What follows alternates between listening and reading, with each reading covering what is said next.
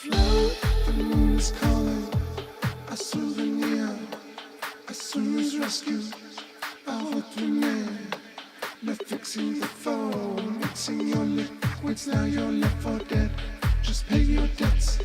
Float, the moon is calling, a souvenir, as soon as rescue, a retourner, le fixing the phone, mixing your liquids, now you're left for dead.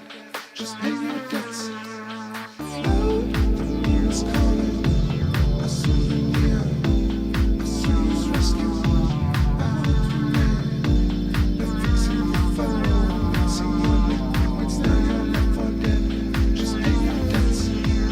Float, a formidable opponent, an angry crackpot, formidable opponent, dangerous launcher, formidable opponent. Walk out, formidable opponent, think you have the choice. Formidable opponent, angry crackpot, formidable opponent. All right. Welcome, everybody.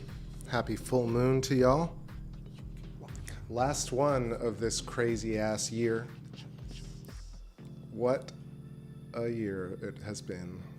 That was a little formidable opponent to kick us off. We got a super-duper sharp 100% illuminated moon tonight. Phase 1.0 coming up in the east for me. Central Florida, perfect night, perfect weather. Not a cloud in sight, thankfully. 13 degrees apparent altitude next to the Geminids, and all the way to the right, rising also like in perfect alignment with Betelgeuse, Rigel, and of course the Orion nebula. So coming up exactly at the same time. Tonight I'm on the 11-inch with the Sony a6 V, and this is the wide shot. Hopping into the chat, say what's up. Rainbows and butterflies, what's happening? Happy full moon. Astralis, what's going on? Unnamed Citizen, this is my favorite jam. Awesome, glad you like that. First you'd ever heard.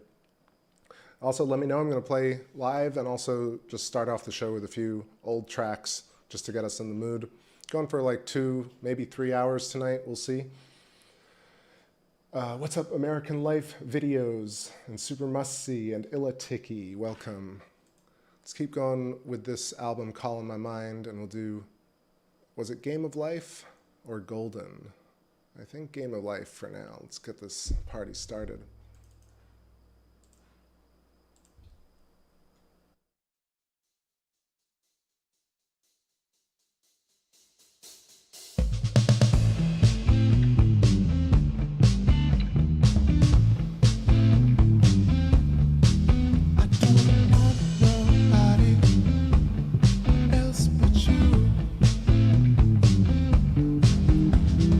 Colors anymore, I need you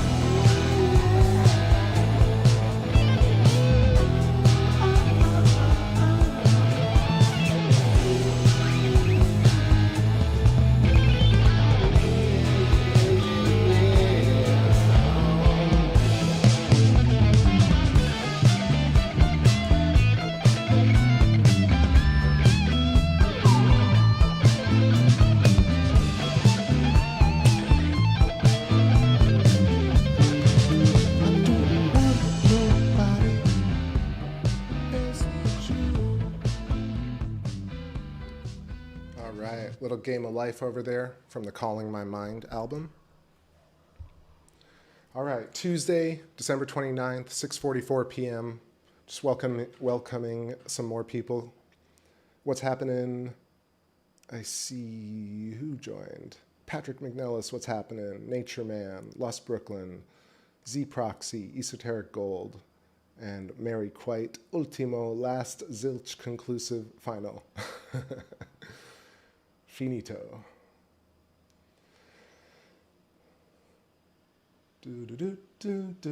All right, so I'm on the 11. So again, it's kind of tough to get that full plate of the moon, but this is pretty close. You can see right now it says 100% illuminated in Stellarium. It could be getting close to 100%, but yeah, it's actually probably still getting even closer to 100%, even though it says it. But yeah, this is the full moon. Unless I'm crazy, but that's everything points to those facts. I'm going to also show us M42 because it's rising at the same time, but I do have to move the scope around for that. I'm going to keep going here with the tunes, getting till all our space crew is assembled. What's happening? See many crows. Yeah, we got some sharpness tonight after all the clouds from yesterday. It's looking really nice. You can tell, like, when the atmospheric turbulence comes to a minimum, that it just like is night and day. So let's do Light of the Moon. Start off with the classics tonight because I'm going to play some live about, I don't know, 30, 40 minutes into the show. I'll plug in the guitar and we'll get going. But let's groove here together. Also, I need to brew some coffee. The moon came up on me very quickly tonight. I was all ready to go, and then I was like, oh, let me just sit for a little while. And all of a sudden, it had risen.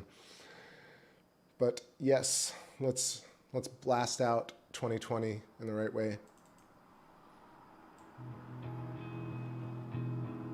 Although this year, you know, with all the difficulties, has also been a wondrous one to be alive.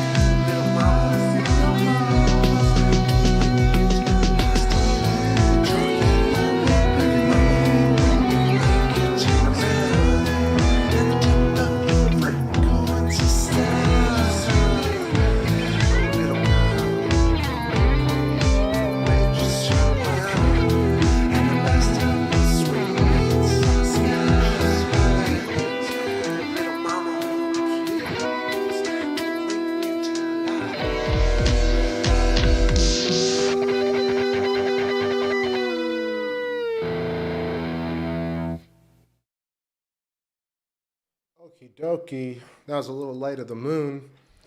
Just welcoming everybody here. Seems like a bunch of y'all slipped in without me noticing, but let's see. Howie Dunn, what's happening? Ben Amelie, what's up, bro NATO? How's it going? Glad to see everybody here tonight. SJ Sharks fan, hey, hey, hey. What else we got? I see Rastaman Lives, Light of the Moon. Yeah, like I said, I'm starting off with some of the classics tonight just to get them out the way. Kimmy, what's happening? I've just entered the greatest show on earth and just walked in after dropping grandson off and decided to crack open a can of whoop-ass. Joking, just a can of beer. I feel that, but I'm still working on a coffee. Maybe I'll get a drink tonight. Who else we got? I don't see anyone else for now, but let me know. Perhaps I missed you again. Never intend to not say hello, but that's what happens when I'm distracted. One more from the Captain of the Stars album. I don't see TJ, so I'm not going to play Strut just yet. But what about Chrome Fantastic? This one's a good one.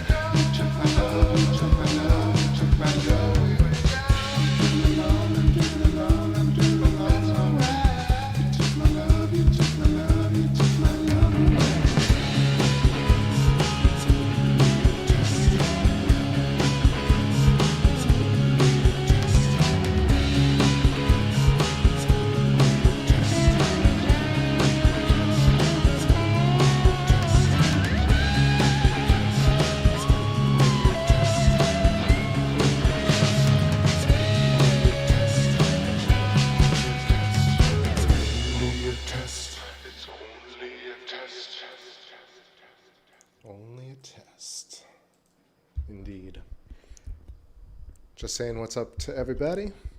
Pulling up my lunar atlas here because I just want to call out some of the prominent features tonight. Pretty much all of them exist tonight, but what's looking great? First, let me say hi to everybody in the chat. See Kat with a K, nice to see you. And who else joined?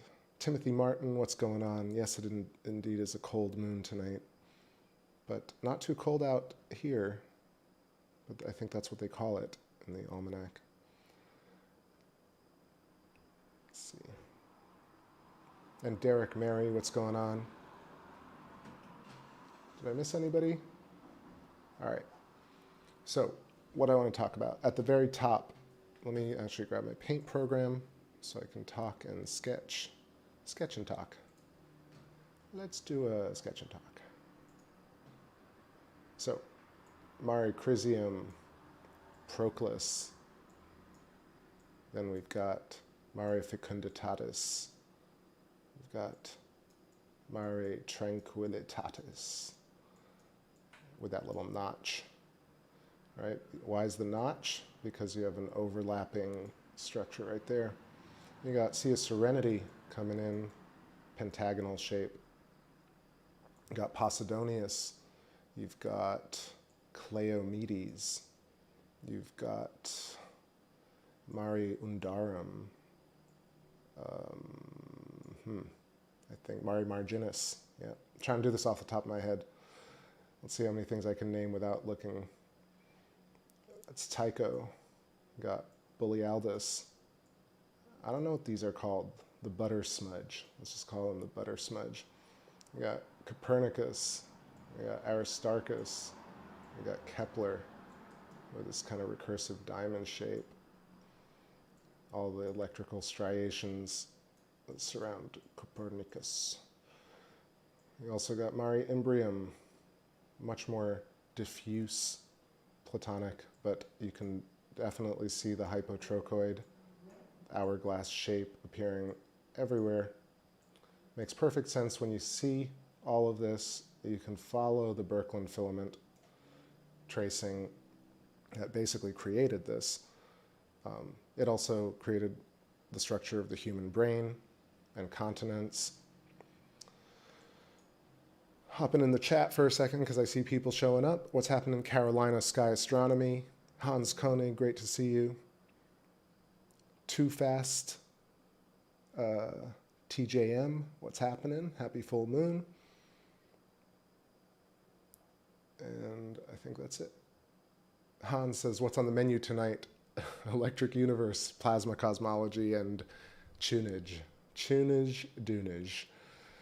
So a little bit of sketching still here. So you can follow this Birkeland filament all the way through the Maria, rather. You got, let's see, Plato crater. You got Bay of Rainbows, Sinus Iridum. You've got Mare Frigoris, the Sea of Cold. You've got, I believe Anaxagoras is there. You've got Posidonius. There's even more, but let me adjust this real quick. Got a little drift going on. I don't know how many was that. I can keep going. Let's see. So this whole region, Oceanus Procellarum. I know that this region is Mare Nectaris. We've got Langrenus crater. I'm totally flexing. Sorry to be obnoxious. Clavius. I'm just trying to see, just for fun, because I was talking about it the other day, about how like astronomers on YouTube, and this is not to insult anybody, like backyard astronomers tend to know more about the moon than scientists or public speakers or sometimes even NASA, you know what I mean? NASA's videos are so devoid of detailed descriptions of the moon's surface and names of craters. And so I feel like doing this is one of those things that like, it's not so difficult to know our moon.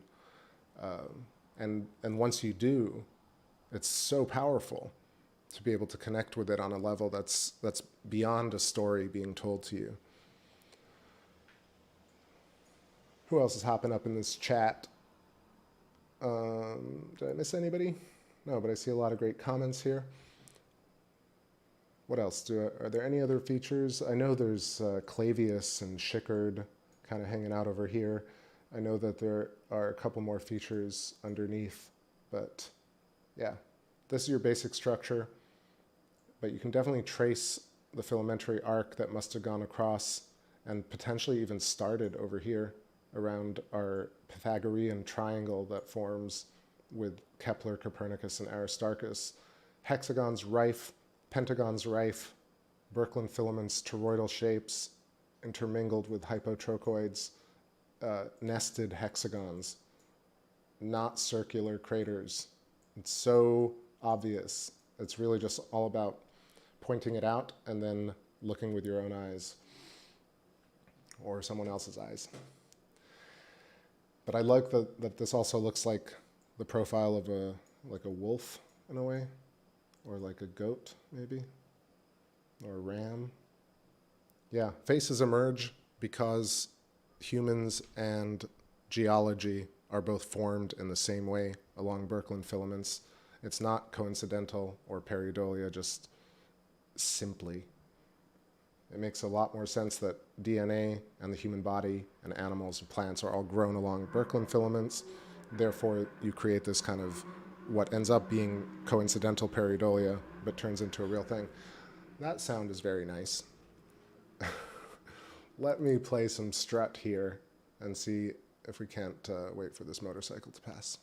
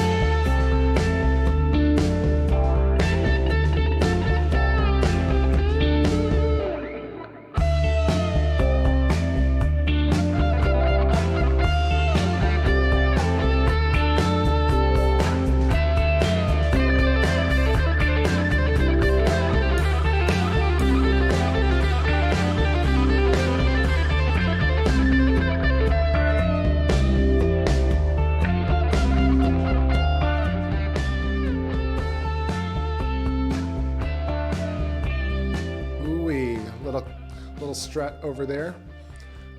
As I said that, I got a little shiver of a little breeze came through, which is nice. It always reminds me of being in nature, even though I'm scoping from inside a room.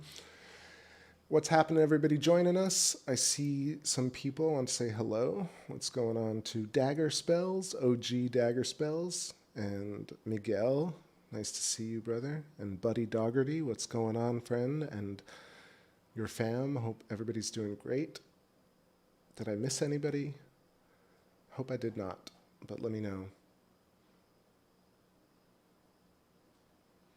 Hans is asking me a question about the Chinese lander. It says, what's your take on the Chinese landing on the dark side of the moon? And they haven't really given us anything, some pics, right? All right, quick excursion into that discussion. So to preface the whole thing about whether moon landings are fake or planet landings are fake or not, for a lot of years I really thought, no way, no how, impossible that you can go to space because it seems impossible. Because you kind of get wrapped up in this fact that, like, sweepingly everything is faked. But I will say, after spending a lot of years doing astronomy and seeing the photos that come back from spacecraft and satellites, it's very difficult to actually fake certain things. So when it comes to the far side of the moon, and sorry not to be like, oh, excuse me, let me tell you. But yeah, so when we see the Earth shine on a crescent moon, for example, that's the dark side, terminology-wise. But the far side of the moon is the part that we don't really see. There's a conception that we never see 50% of the moon. But in fact, because of lunar libration, the moon tilts left and right, or at different sides, in different seasons and different cycles. So we actually end up seeing about, I want to say 60% of the total moon surface, which is another way to prove that the moon is circular. It's very simple because you can take a picture of a moon in one particular cycle and then take it 6 months later, and you'll see that it has tilted, and you'll see more of a certain region. For example, and I've done this in the past on old shows, the OGs people know, but we've observed libration, and the easiest spot to see it at is near Mare Crisium at the very top of the moon right now.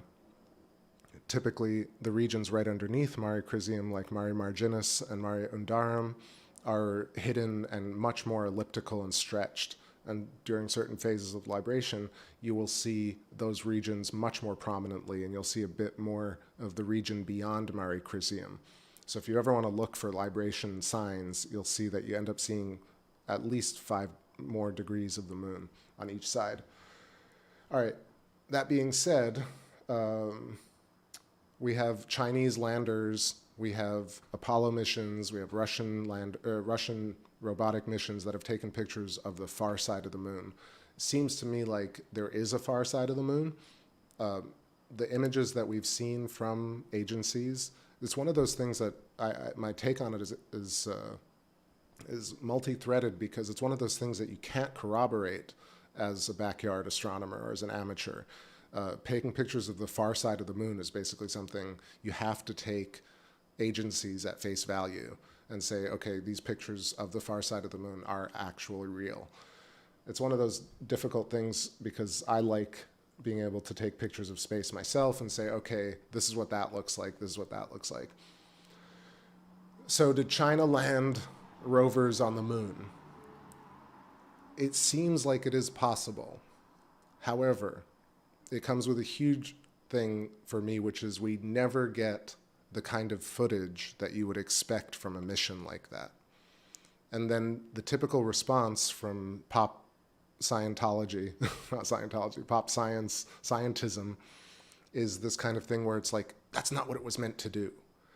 That's typically where it ends, right? If you start to get into that discussion, you're going to get into a name-calling ad hominem attack matchup, because people are like, you don't understand science, you don't understand why they send these robots, it's not to take cool pictures, just be lucky with what you get. That's the basic premise wall for being able to discuss this topic in public, right? That's how, there are several, but that's one of them. So, okay, landers may be real. It's very possible. Robots can do a lot of things. There are pictures from the far side of the moon, tons of them corroborated by tons of countries. It looks like the moon. From somebody who's seen the moon 10,000 times, those far side images look like they could be part of the moon. They could be Ceres. They could be made up from some AI, but it seems like it's real. So the big caveat is, yes, robotic landers can land on the moon, but where is the shot of halfway to the moon looking at Earth? Where is the shot halfway looking at the moon, like approaching the moon? And they're like, well, you can't point the camera that way because you can't do... All these excuses come up when you try and ask the obvious questions. How long did it take? No, can't access telemetry.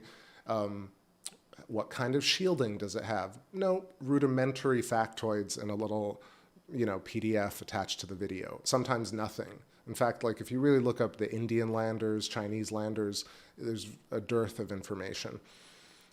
So my take on it is, and I've dug in, so like you can find Chinese sites and you can look through all the archived images, and there are tons and tons of images, but the images are of the lander on sand, what looks like sand.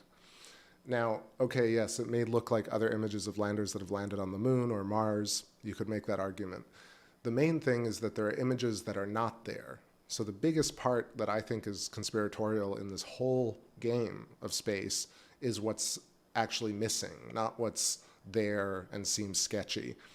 And so what's missing to me is like approaching the moon, leaving the moon, an Earthrise shot, a sun shot from the surface of the moon, a feature corroborated by the LRO or the Grail missions, a feature corroborated by one of our 200-inch telescopes, by a retroreflector, some sort of corroborative thing where it's like, okay, you landed a rover on the moon, and here are the obvious photos.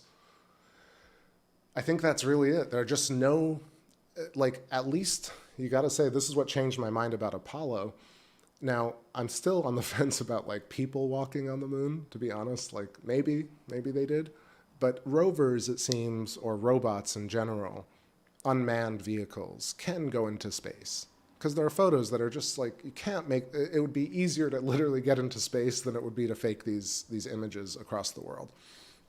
So I definitely think things like Juno, things like the Cassini missions, things like Hubble, these things can definitely exist in space.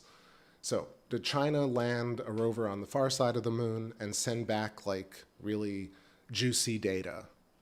Okay, what's really on the far side of the moon that's not on the front side? I don't think really anything. If you look at it, there's this huge, what looks like a huge impact crater, right? This basin. But besides the basin, the rest looks like a fractal recursion of the front side of the moon. In fact, I would argue that the side facing Earth is far more promising in terms of what it gives information-wise than, I'm missing what the basin's called, but there's just a giant, what looks like an impact on the far side of the moon. What I would say is that it's very hard to figure out what that is, but what it looks like is Copernicus. So it looks like a hexagon. So when you look at the basin impact on the far side of the moon, you'll see similar geometry all around. That's all I can really take away from it. What did the China missions uncover? Several things, right? They put out a news article that puts them in this kind of light that says, okay, China is more advanced than America right now in terms of lunar. It also puts out this thing where it's no, what do you mean we can take pictures on the surface of the moon? But nobody really has the follow-up where it's like what are the pictures of? And why didn't you take these other obvious photos? And what else? And then, if you look at it from a purely altruistic sensibility where you're okay, these guys are genuine, I trust these guys, I trust agency science, what's going on? Because I'm willing to think about it like that. Let's say it's all real. India can land a rover or lose a rover. The Chinese are landing things at Sinus Iridum and taking pictures, and it's all kosher. What becomes suspect at that point is, why isn't it a bigger deal? Leaving Earth is one thing and miraculous. Landing on the moon is so overwhelmingly impressive that it should be an Earth-level event where everybody's paying attention. Twitter rises it to the top of trending. It's talked about for a week. There are experts they're journalists. It's what's so fishy about the whole thing about the moon and Mars is how little detail there is, and how the hype is always more about, like, how cool is that guy for being so rich? Or like, how cool is that spacecraft for being so shiny? Nobody says, like, how did you deal with the radiation on the surface of the moon? Name me 5 regions on the moon. Name me 5 pieces of, like, I don't know, 5 elements that occur on the surface of the moon. You just never hear that. So the lack of that information, to me, is what makes all these conspiracies actually somewhat like, okay, what's going on here? Like, why don't we have a landed on the moon day? People have a goddamn pancake day, but we don't have we literally landed on the moon and came back. Everybody survived, but that's not worth having like a national holiday for. Something very suspect about the whole kind of space, deep space, deep state space, all of it. Space Force, like what's really going on there? Like, can you go to space? Is it easy? It seems like it's not easy for some countries. And then Chinese are sending reliable rovers. That alone should be interesting to talk about, but you never see news shows talk about it. There are no channels that talk about it except to regurgitate the press statement, right? Look at Universe Today, look at Deep Sky Astronomy, look at the public stuff that's on YouTube with 200,000 views or millions of views. They literally rehash what the government agency tells them because they have to, right? Like, they don't do it necessarily to lie or be nefarious. They do it to stay in business because you gotta like parrot the system if you're gonna get the scoop. That's what's going on, right? So all these channels, even the ones that seem unbiased, right? Like Fraser Cain seems unbiased, but he's biased. He wants people to like pay for ads or like get on his site, and he wants in the loop guests to be on his show. Same thing with Tony Darnell from Deep Sky Astronomy. He wants people from NASA on his show. He would never question NASA's doings. Never. It's never going to happen. I used to think, oh, maybe one day these guys will get fed up with it. No, they'll never get fed up with it. There are bills to pay.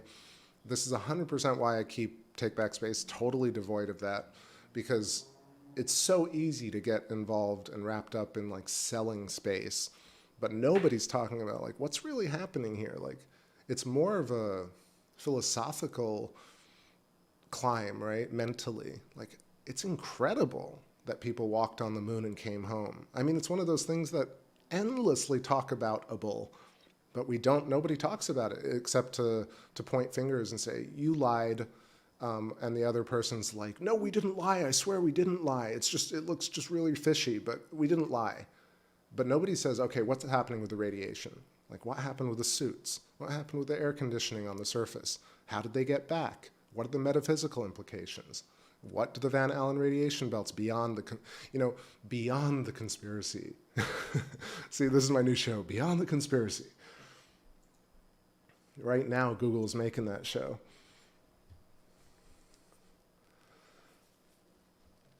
Buddy Doggerty says, I've never thought of most of any of that stuff. Thank you for drawing me so much into the moon. Yo, that's a very nice compliment, man. Are you talking about the rovers and the space program, or the drawings on the moon? I feel like your stuff is exactly what I draw on the surface. You see all the shapes right there, right? Even though I drew it as the current going through all the mares, or the Maria, you can see the one starting from the top from Mare Crisium all the way down is compression, rarefaction, compression, rarefaction. It's exactly the toroidal helical model, toroidal hyperboloid model. Let's see who showed up. Ryan and NC, what's happening? Says they went looking for glass beads and found them. So, okay, that could be something that, again, is like never taken to fruition. I could take it right now. I know nothing. I mean, that's not true. I know a few things, but I'm not a plasma physicist, right? I've never done plasma in a laboratory. But if you look at Sapphire Project, you look at the spherules from Mars, you look at the spherules from the moon, then you look at independent electric arc discharge laboratory experiments. Electro Terra Vision, Billy Yelverton, Electric Universe Eyes, and Brian J. Ford, I want to say. There were a couple of guys who did it back in the day in the 70s that were doing electric discharge. Anthony Peratt, right? And yeah, you join all that information together. You can see spherules in a laboratory, spherules on a planet, spherules in a high-tech laboratory being formed. Then there's science to be done right after that. Again, I've talked about this many times on the show where things just seem to end and they fizzle out. Like, why doesn't Eileen McCusick talk to Rupert Sheldrake? They're talking about the same thing. Together they could merge their fans, and many more people would have a much more comprehensive understanding of the human biofield and the human morphogenetic field that exists between humans. Doesn't happen. Nobody even suggests it. They're always like, Eileen, you're so great. And people under Rupert Sheldrake, they're like, you're a living... Sheldrake. They're like, Rupert, you're a living legend. Nobody says, hey, you should go meet Eileen McCusick, and I'm going to set that up for you. Here's some money for travel. Like, that's how things would move. And then public science does the total opposite. I tried to watch 10 minutes of Brian Greene give a lecture at the World Science Forum about the current state of quantum mechanics.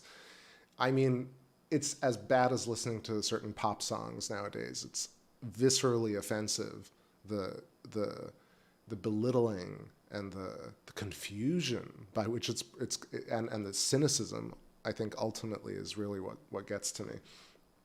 The contemporary pop scientism is so cynical and self-deprecating that it's not even fun.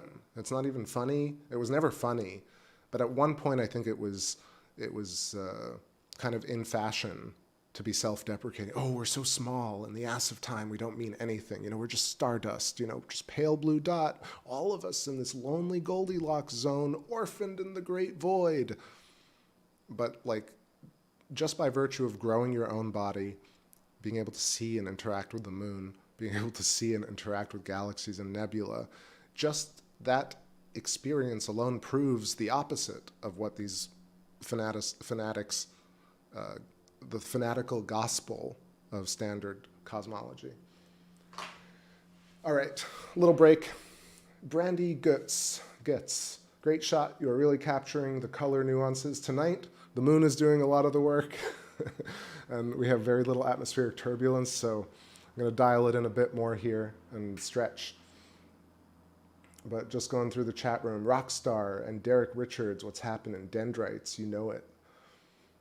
Look at the dendrites on your hand, and then look at the surface of the moon around Copernicus, and you'll see it's the same lines that form rivers and canyons and electrical lightning bolts, and then the skin features on your palm are the same as the skin features of the moon, the surface features of the moon. Cracking open a bottle. Let's see. What happens with gyroscopes in space, asks Z-Proxy. So I think that we're in space right now. So if you look at Eric Laithwaite, he did a Royal Science Academy lecture, and he shows what happens to gyroscopes. Basically, gyroscopes prove that there is momentum and that there's counter-rotation. Ultimately, it just proves electrical counter-rotation. Ultimately, for me, I say ultimately a lot, but for me, really, the hill that I'm dying on is that you can see these shapes, right? You can see the torus and the hourglass in everything. And you can either chalk it up to coincidence, or you can say, oh yeah, this is how plasma organizes. All the other things don't mean anything. Hollow Earth, flat Earth, conspiracy, war machine, aliens, all of it doesn't mean anything when you're like, oh, my hand looks like Jupiter, looks like the moon, looks like molecules. We're one and the same thing. And then you ask yourself, wait, I made myself. I made my own eyeballs. I grow my own hair. You do things that are far more complicated every single second that you exist, things that you can't even articulate. You do them constantly. People abstract them out to, genetic code, heredity, instinct. It's instinct, man. Just ask that person, define instinct. Okay, define genetic code. I'll give you a second. Nobody has an answer. You listen to pop scientism, same sort of shit. ultimately what it really is there's a fundamental shape of geometry. Matter organizes along these shapes. We resonate with these shapes, and therefore we sense things. And we all are connected. That's why things look the same. Big overarching umbrella that satisfies the big questions. Talk about, when did we have planetary alignment? Do comets cause plagues? All of these things fall under this much larger umbrella, which is the shape of things is known. It's known to the self, but the acceptance of the knowing is what people don't understand is the awakening. It's purely perception. It's not rainbow body. It's not hundreds of hours of zazen, like sitting meditation. It's not the inverted Merkaba tetrahedron. It's not witchcraft. It's straight up that you're already it. Right? Even Uncle Kenny says that in his roundabout way.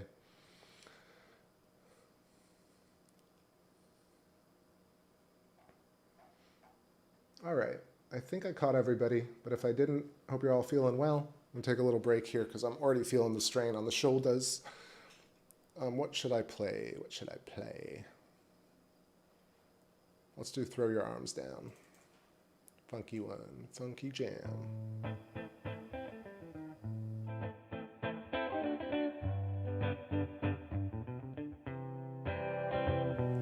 I was shaken by the battle of love. Mom never said that I had to get older. 'Cause I was thinking of calling you up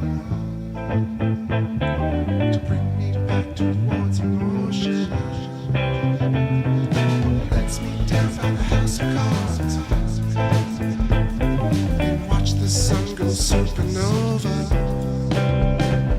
10,000 days on earth I've waited all alone to trip. 10,000 days on earth I've played along while the record skips. And all I've got to say, we all rock the same. Oh, all I got to say, we all rock the same. Come on, high, high, floating slow, the desert sands. That is no mirage. High, high, floating slow, the desert lands. Throw your arms down.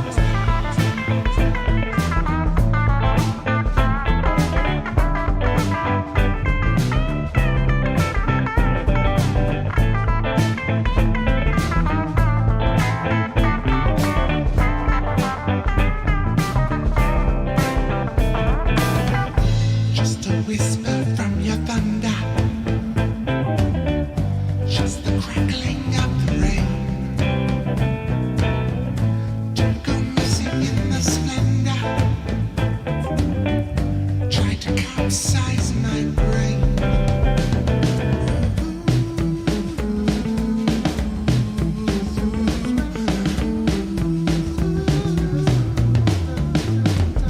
And all I got to say, we all rock the same. Oh, all I got to say, we all rock the same. Come on.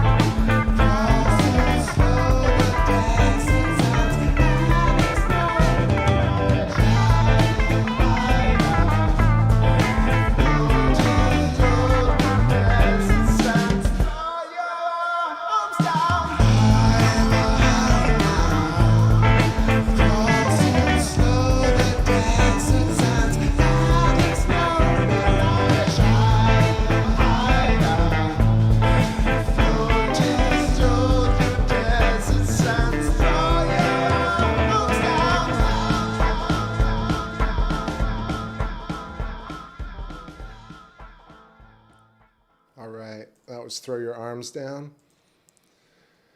And I have a lot of protest songs, but they're also tongue-in-cheek because I know that we can't live without all the destruction. Really, this is part of the equilibrium and relativistic nature of the torus, the hourglass, this onion skin reality that we live in, is that everything exists in relation to everything else. In a way, this is how, I was seeing, again, this is another day where I was doing some research and I was thinking, oh, it'd be so nice to like just read comments from Sky Scholars videos and just talk about how silly people are. And, I still want to do that one night, not because I want to point out how silly people are, but because I feel like they're great topics of discussion, where people are just insistent that things are a certain way, and they spend time writing and editing a comment in a video in order to either just put somebody down or to convey a statement that has nothing to do with the video that they just watched. And I find that so profoundly kind of silly, but also just really interesting, I guess, because I continue to keep reading it. I think it's just the hunt for those very smart comments. And I know that some of the people here, actually, I run across your comments a lot. Esoteric Gold, you leave good comments. And I know that other people who used to hang out here, like Duplicat, leaves really good comments. It's good to see that Electric Universe and or thinking about the world from a different perspective, fractally or plasmatically, is more and more accepted. It really wasn't 8 years ago, 10 years ago, especially, like, again, why I give Ben Davidson a pass, because another one of those silly comments is like, Ben Davidson sent me, or you should go see what Ben Davidson has done. And I'm like, you either are just new to this or like you're being belligerent, because it's obvious that if you look at like one step deeper, that all these things are completely connected.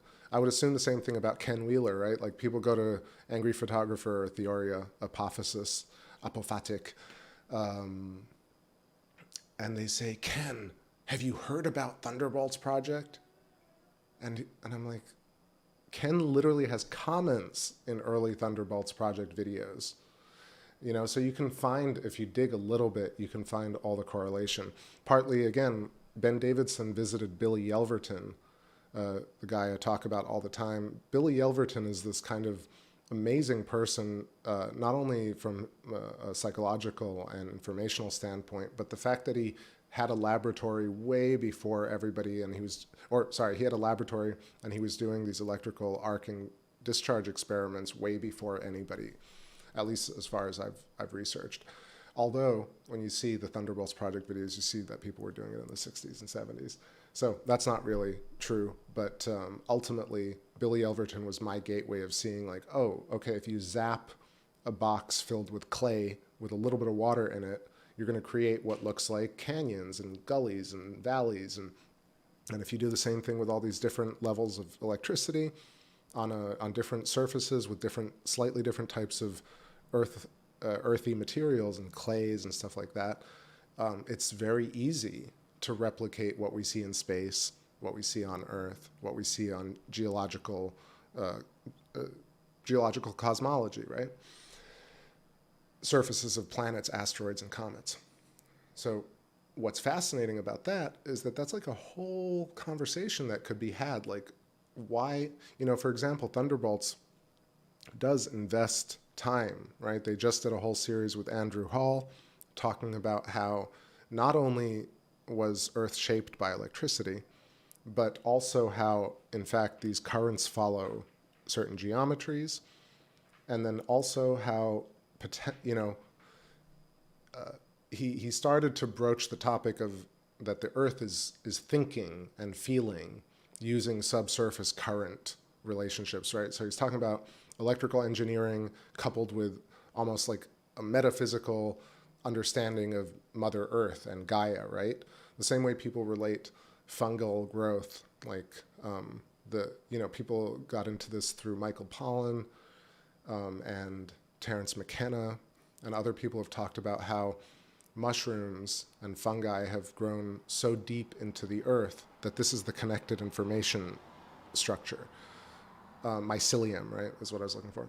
But the mycelium connectivity looks like neurons, and it looks like dendritic structures, and it looks like your hand. If you look at your hand, again, you have those same mycelium structures, you have lightning bolts, you have canyons, you have the forked tongue of a snake, you have the parallel bands of Jupiter, you have the rarefaction compression of a limb of a tree, for example. You have a root structure, on and on and on.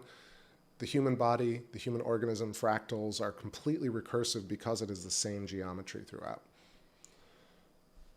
What's happening, chat room? Hopping in here. See TJ and Ellie Wynn, nice to see you, and Corey Connolly, and Buddy Dogger says, I effing love it. Man, this is like, I know we've talked about it, but this is exactly like, you're one of the few people who's like so right on about this geometrically. So people, please check out Buddy Dougherty's not only sketches, but all his artwork and theory is really very much in line with what I'm talking about. I think we came at it from completely different pathways, because I just met Buddy through the Electric View.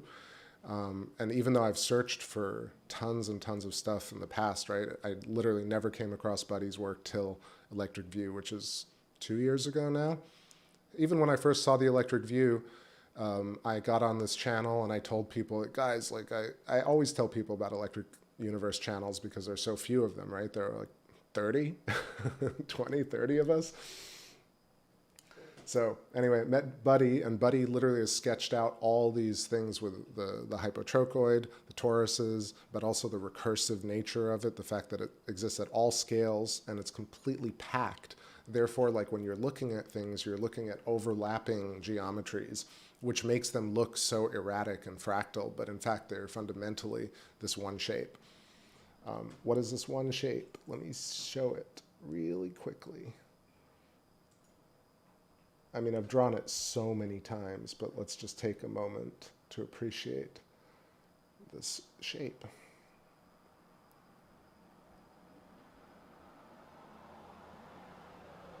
Damn, where did I put it?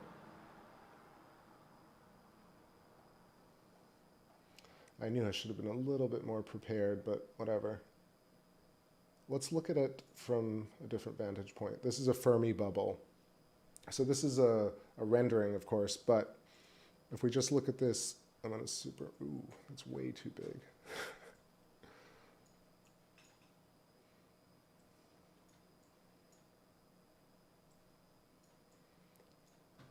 You have, let me draw this. So our Milky Way is a giant version of an apple core or a neck or a planetoid, right? It's all, I'm getting a little bit lost, hold on. Let me do one thing at a time. I really like the sketch that I did on top of the moon. Glad it saves forever in the cloud. Okay, so turn on paint. Pinched tube, because there's a coaxial Birkeland filament. When I draw these things, I draw them two-dimensionally and very stylistically so that people get a sense of what they're supposed to look like. But of course, these are way more complicated, and I'll show you a picture of Saturn and magnetic ropes that are measured by X-ray observatories, and you can kind of see how complicated they get. Then here's our torus. Oops. Torus,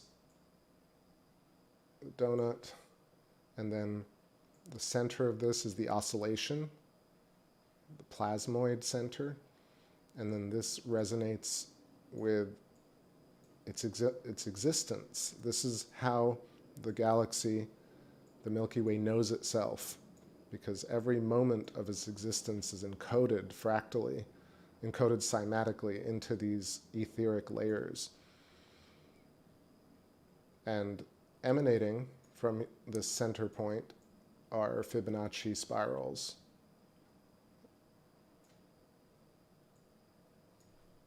They start small, get big. From the side, they look like pyramids. This oscillation, this oscillation essentially starts small and go, not this oscillation, sorry. Yeah, this oscillation radiates, right? in a Fibonacci spiral. From the side, the Fibonacci spiral looks like a tetrahedron. The two tetrahedrons form the Merkaba of the noted twin Merkaba, or sorry, the inverted Merkaba meditation that you've heard in these circles. This is what you see when you close your eyes, because this is the form, the inherent structure of the universe. How can I draw this shape on top of so many different objects? So the moon, right? The moon, how does the moon know the surface of the moon looks like that? How do you know that your body looks the way it does every moment? What is preservation of shape, right? People call it memory, and people have this idea of memory foam mattresses, right? But never do you take this a little bit further, thinking like, what is compression or density in the ether that allows things to be formed or informed by its counter space? So the moon, whether or not people are like, well, there's only a thin atmosphere, or there's no magnetism on the moon. If you take that aside and you think about, okay, the human body doesn't, with the naked eye, you don't see aura, right? You don't necessarily, some people do, or they claim they do, but most of us don't see auras as attuned as we may be. Maybe it's simply due to the atmosphere, right? But I do know, if you do Kirlian photography, is it Kirlian or Kirlian photography with a K? You'll see the dendritic fractals that reach the surface of every object, not just the human body, but everything in the entire world is basically connected through little wires, dendritic filamentary electrical wires. Makes way more sense than we're all just floating and not connected. That's really all it is. Like, what's the counter argument? No, we're orphaned. It's a total luck that we're here. We're all going to die. It's completely pointless. That's really, in a way, what quantum mechanics wants you to think. Same thing with theoretical physicians or theoretical physicists. But I like to call them theoretical physicists, theoretical physicians, because they're doctors of patching up crappy archetypes. You know, they literally have to uphold a standard over discovery. It's insane. That's an entire other rant, but I see a lot of people commenting in the chat. I just want to finish this quick thought about the moon. So yeah, the moon and memory is important. So as things grow, it creates more and more layers of plasma. Each of those layers of plasma is encoded with a fractal, a cymatic.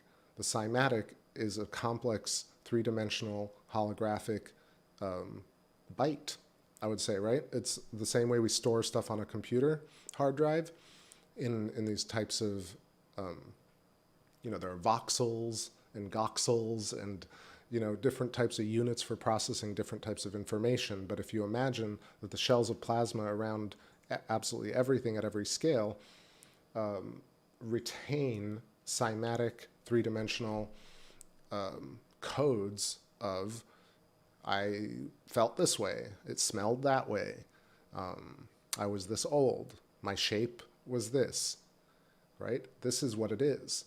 This is how we know ourselves.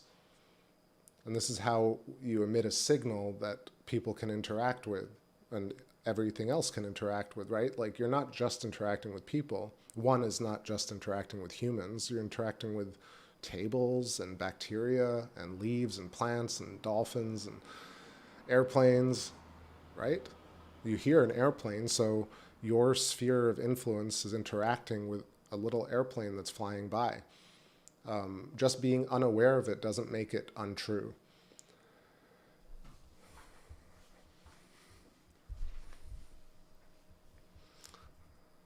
Yeah, so Buddy is saying, no, the electrical arcing experiments go back to into Lichtenberg days, and that's even preemptive, even so much more further into the pre-Socratics. Yep, I would believe that for sure. I think I was just remembering stuff poorly, but it is much, much older than that, I'm sure. It's fundamental to everything. I mean, once you see, or somebody gets hit by a bolt of lightning, those Lichtenberg figures arise on the skin. Same thing with when a lightning bolt hits the earth. You see that dendritic structure emanate from the lightning, from that point. And in fact, if you look at those, they look a lot like structures on the moon and Ceres and, you know, and Venus.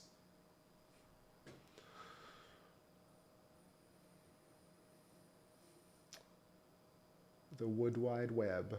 Did I miss anybody coming in? I see like just lots of cool comments, but let's see. Howie Dunn's doing mushrooms, fuck yeah.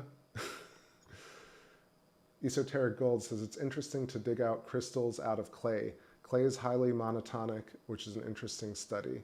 Monatomic, right? Yeah, there are a lot of videos that I've studied or that I've watched about crystal lattices and growth of crystals in the laboratory. It's profound and very validating visuals for what I'd like to study. Ellie Wynn, great to see you. Genghis Khan, Dragon Install, what's happening? Good song. Those licks sounded like they came from the lunar south. Hell yeah, love it. See, I know I missed some people, so I'm just trying to slow it down a little bit. Okay.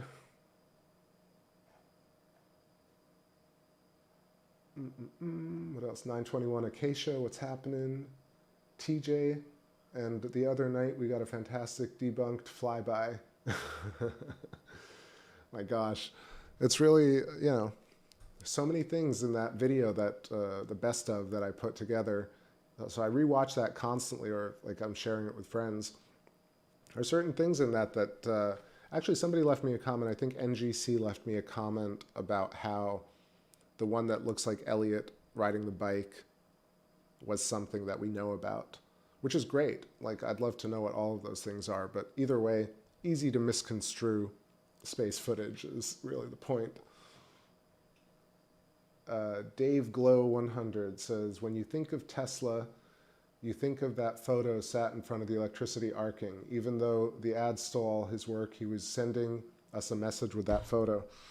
In fact, I'm going to totally rip from Ken here, but Ken Wheeler says what you really wanted to pull from that photo was the book that he was holding, which is a Boscovich book, the Principia or something. No, not the Principia, that's Newton. Let me not quote this incorrectly. Boscovich.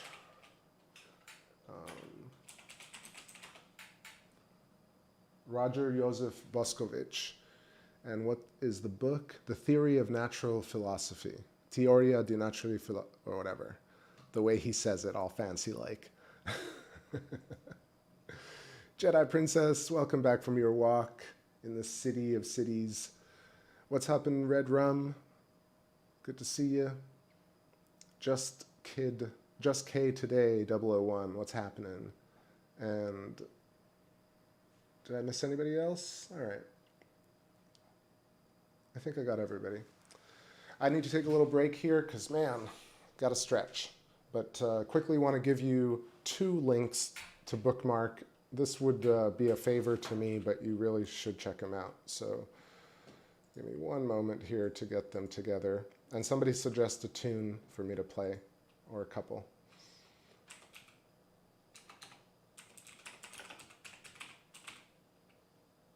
I mean, even if I can get one person to follow Eileen and Rupert, then I've done a good day's work.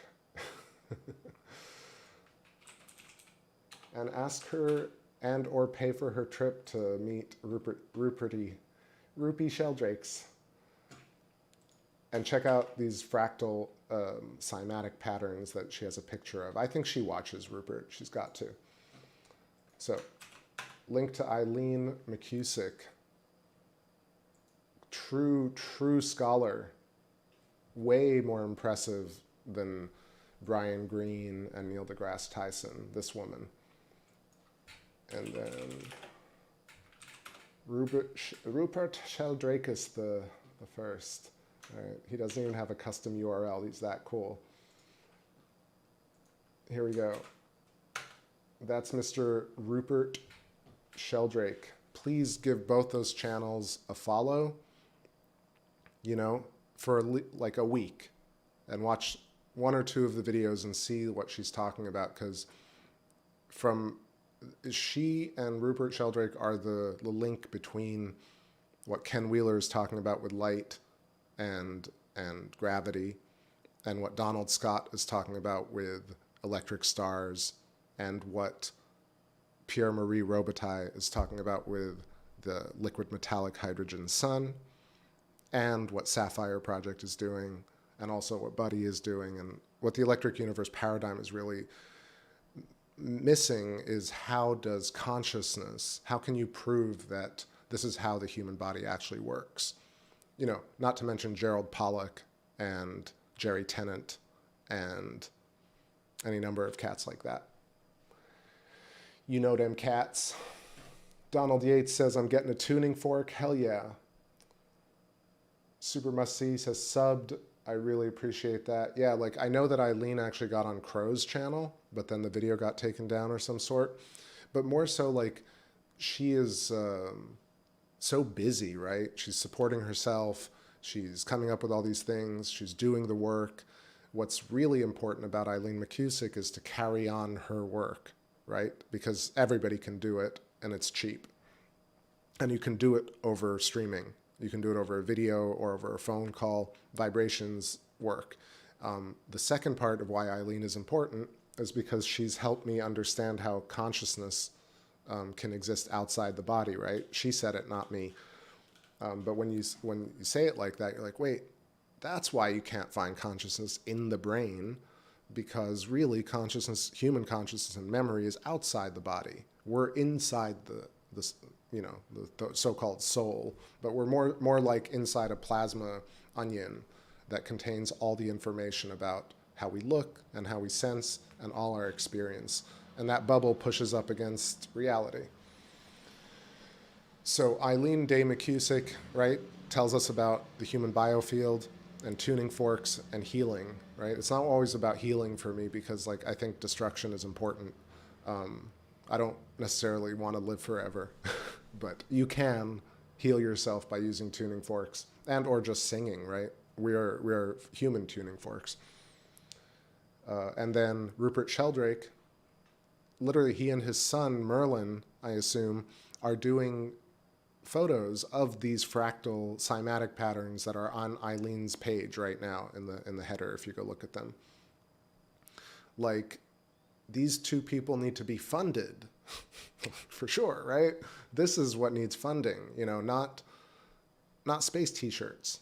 Ultimately, I'm not kidding, you know, like I know it's nice to support YouTube channels and everything, but if you're talking all seriously, all serious, like, yeah, these people need travel. You need to buy their books, support them. I bought like all her tuning forks, right? Like the guy who made the ferrocell, buy a ferrocell, support that guy, because the ferrocell shows us exactly what is misconstrued as gravitational lensing, right? Magnetism actually distorts light because it gets diffracted.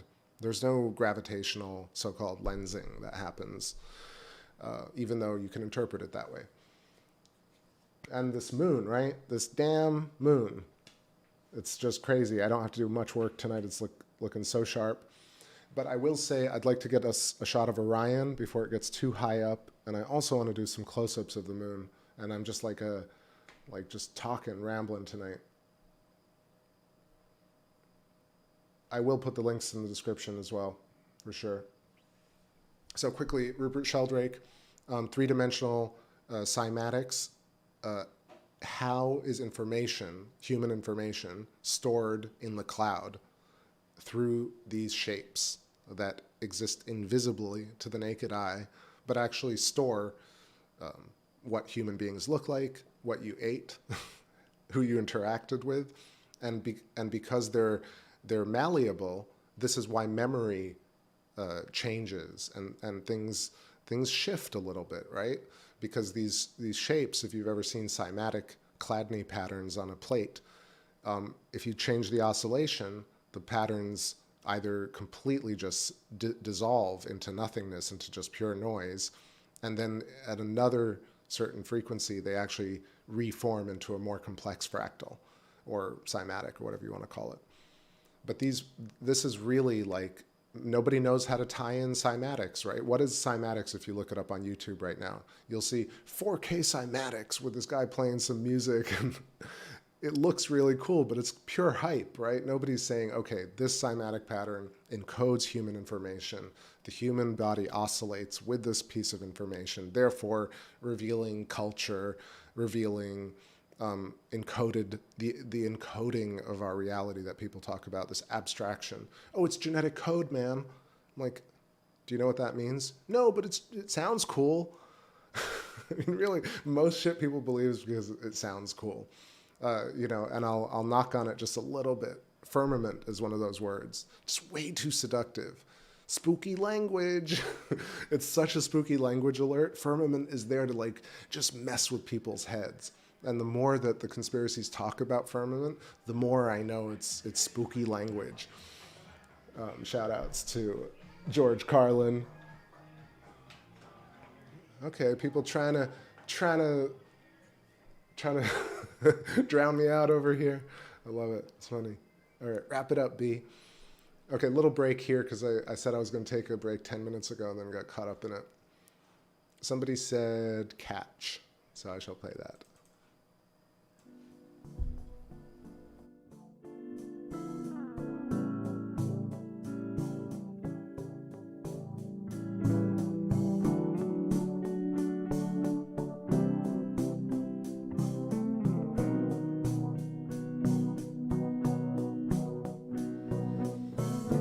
I left home at 17.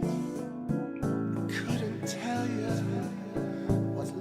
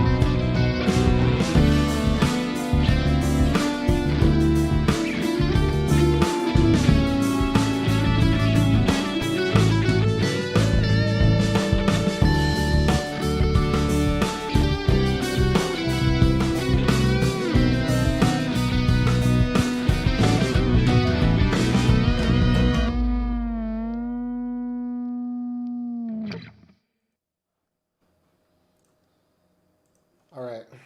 Just let me grab my thing here, my thing. Just a little thing. All right. So just answering a question here. That was a bit of catch. Felt good to take a little break there. Patrick McNellis says, why is it we can see the contours, bottom right, for example, but in every image of Earth, we do not see that? So I assume that the images of Earth from space, and I said it in the chat, but just to reiterate, it is probably due to the fact that the moon has a very thin atmosphere. And so what's happening is not only that, a lot of the mountainous regions on the moon are are like Everest, and comparatively to Everest on Earth, they're almost all like that. The really high peaks on the moon are very prominent. So what we're seeing at the bottom right near Tycho are some features that are quite tall. So not only do we get that kind of rippled contour edge, but on Earth we have far fewer features like that. Everything is a lot smoother. I would say that's the main reason. But then the fact that the atmosphere is very dense, it kind of gives a very thin haze to everything. So we have an ionosphere, magnetosphere, atmosphere, plesiosphere, mesosphere, a Jurassisphere, and all these thin layers do different things, right? They diffract light differently, but then they also make it very hard to focus on the actual edge details. So that's my answer. Great question. Cheers to everybody. Oh, Esoteric Gold says the song is giving me chills. Hell yeah, I love it. Catch was written while I stared at the moon, and it felt like a lot of my songs actually, you know, Confessions of a Songwriter. All my songs are really about the moon, ultimately. Any babe or whatever in my songs are mostly, you know, it's one of those songwriting tricks. If you take a so-called inanimate object, but it's not really inanimate. That's why so many songs that say babe are about people's guitars, right? Like all the famous blues players wrote about their actual axes.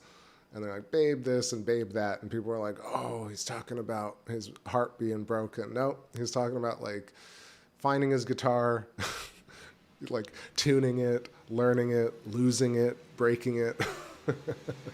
Confessions of a Songwriter. Let's see. Lost Brooklyn says, do you have a link of the B filament so I can read research? So tell me what that's all about. I'm not sure. Somebody said B firmament, but B filament? Let me know. Let's see. Tuning forks. Yeah, so the tuning fork idea is fascinating. There's a lot to learn about it, but if you buy the set from Eileen, you'll get the book that comes with it. And the book is one of those very simple, fundamental understandings of what this biofield is. She does, I mean, it's a weird juxtaposition, right? Because it's such high-level information. It's like one of these big questions answered instantly, and then almost overridden by like, here's how you use them. And I'm like, no, wait, this is like fundamental to consciousness, life, death, all of it. So Eileen basically solved, you know, where is consciousness? What is the soul? By looking into tuning fork sympathetic resonance. She combs through physical plasma layers around the human body, right? So 30 feet away from you is your birth. It's very diffuse. That's why it's hard to remember your birth. 15 feet away from you is about halfway between your birth and where you are now. So it's much easier. I'm like, hey, what happened when you were 18 years old? You're like, oh, I remember that. But if I asked you, hey, do you remember what it was like being born? Very difficult to remember. In fact, almost impossible, because the plasma layer that holds that cymatic information is so diffuse and so far away from you physically, 30 feet away from you, right? So your oscillation with the human brain is not easy to connect with that memory. All right, what if I asked you, oh, what did last week feel like? That layer is maybe 2 feet away from your physical body right now, right?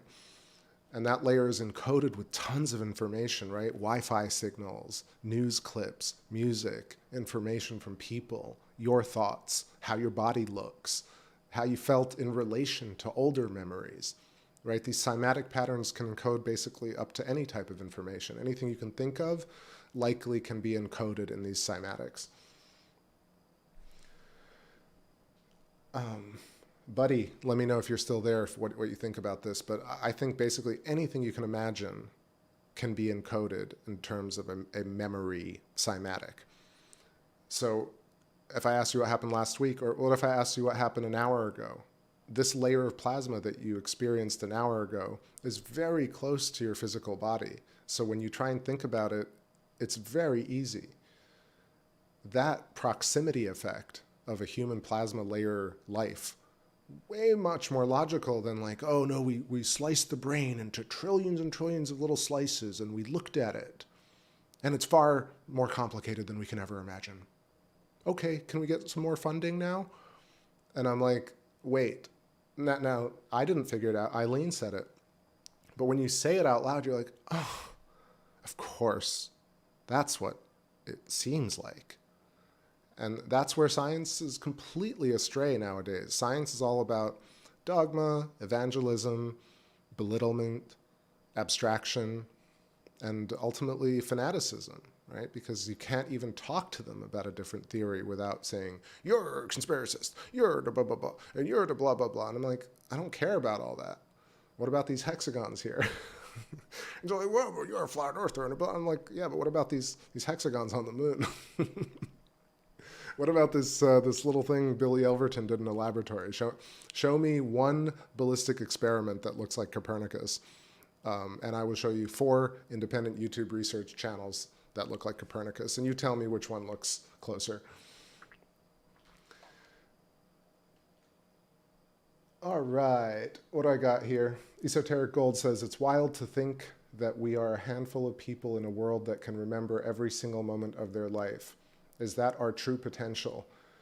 To talk about it just a little bit, I think this is partially why I flipped my whole opinion on this idea that, I'm sure you've come across it, right? Humans are limited. We use a fraction of our brain and a fraction of the optical spectrum, and we can only smell this, and we can only see this far. It's always, almost always, conveyed as a negative. But when you listen to Alan Watts, I always phrase it like this because I want to give credit where credit is due. Like, all of these are remixed ideas. So Alan Watts phrases it this way. He says, well, no, actually, right? Like, these things are not random. These are things we do. And wait, I lost my train of thought. Hold on. Talking about plasma layers, life. Damn, completely phased out on that. 1 second. Fulfilling true potential, and how limitations are great. Right. So humans don't live up to their potential. There's an ascension. There's a grass is always greener. There's a salvationism. There's aliens are coming to save us. There's a disclosure, and so on. But what I talked about earlier with the self-realization is that, no, you grew your eyeballs. You grew your legs. You birthed yourself, you could say, right? You came into existence of your own volition, ultimately. When I say your own, this is physical, right? This is not just an opinion. Like right now, but right now, you're growing hair on your body. You have no idea how you do it. You're growing cells and killing cells, doing all of that. Even if it's bacteria in your body or outside your body, you're still doing all these things. So you're actively a god. Actively, not passively. I mean, it's fundamental perception. It's a fundamental perception shift. But that's what it really is, right? You're fundamentally a god that can create eyeballs and a spinal column that works, legs. You can't explain at all how you do it, but you can do all of it. And we do it all, even bad people, even stupid people can make eyeballs.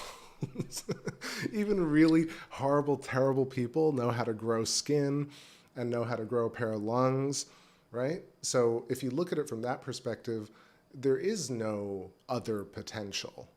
Right? There is no other true ascension or fulfillment of potential. Every moment, by virtue of being a deity, creating a body that interacts with a plasma reactive etheric field, I mean, I could say that we're fulfilling potential at every juncture, at every plasma layer that we interact with, we're already there.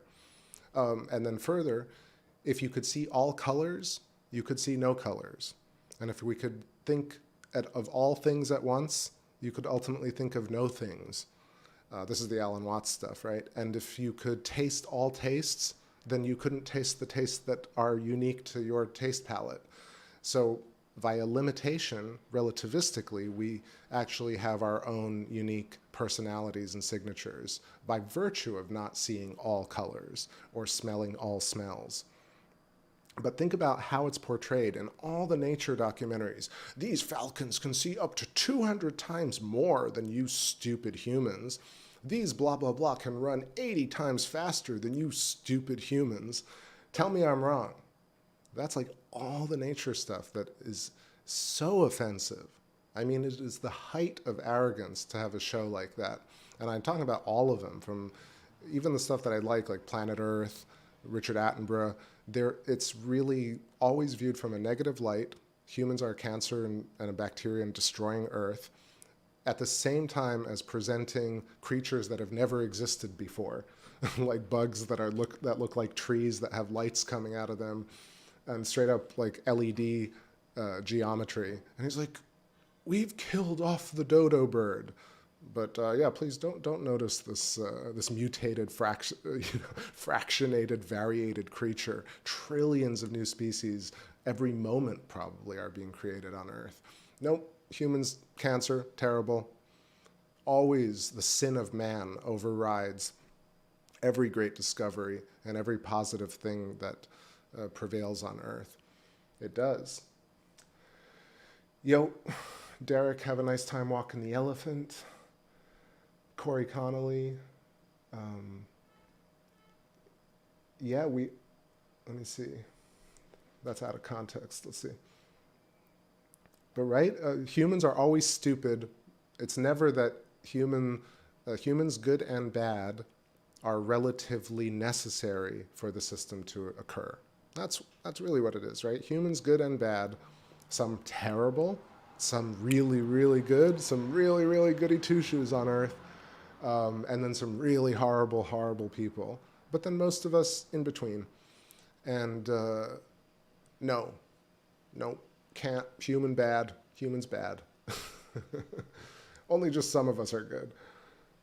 But ultimately, I think it's like, it's not that they're not bad, right? It's that everybody is necessary. It overrides all the good and bad, right? It means that you shouldn't get rid of all the bad people, because then you couldn't tell who was good. And you can't get rid of all the good people because the bad people wouldn't have anybody to be bad against. It's the truest one of the koans, or these types of Zen stories or Zen sayings that gets you really thinking about it in the right way. For a lot of years you grow up thinking, oh, the yin yang, it's the dark and the light, and one overtakes the other. But it's really the fact that you can't break either, right? Ultimately.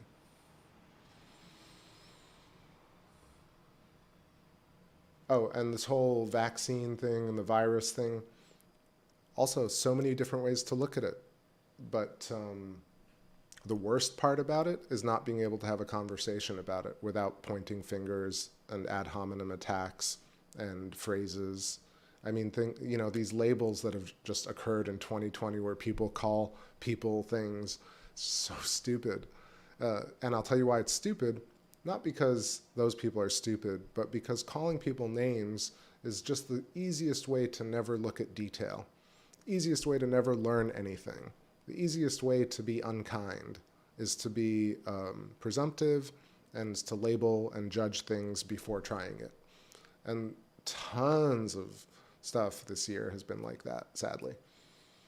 but all we can do is change it in and of ourselves. All right, time for a little stretch here. Hope I answered some of your questions. Ramblin' tonight. So I'm definitely going to go check out some Orion before it gets too late. Let's do that. Let's move to some of the newer tunes. This one is called Sleepless Rider.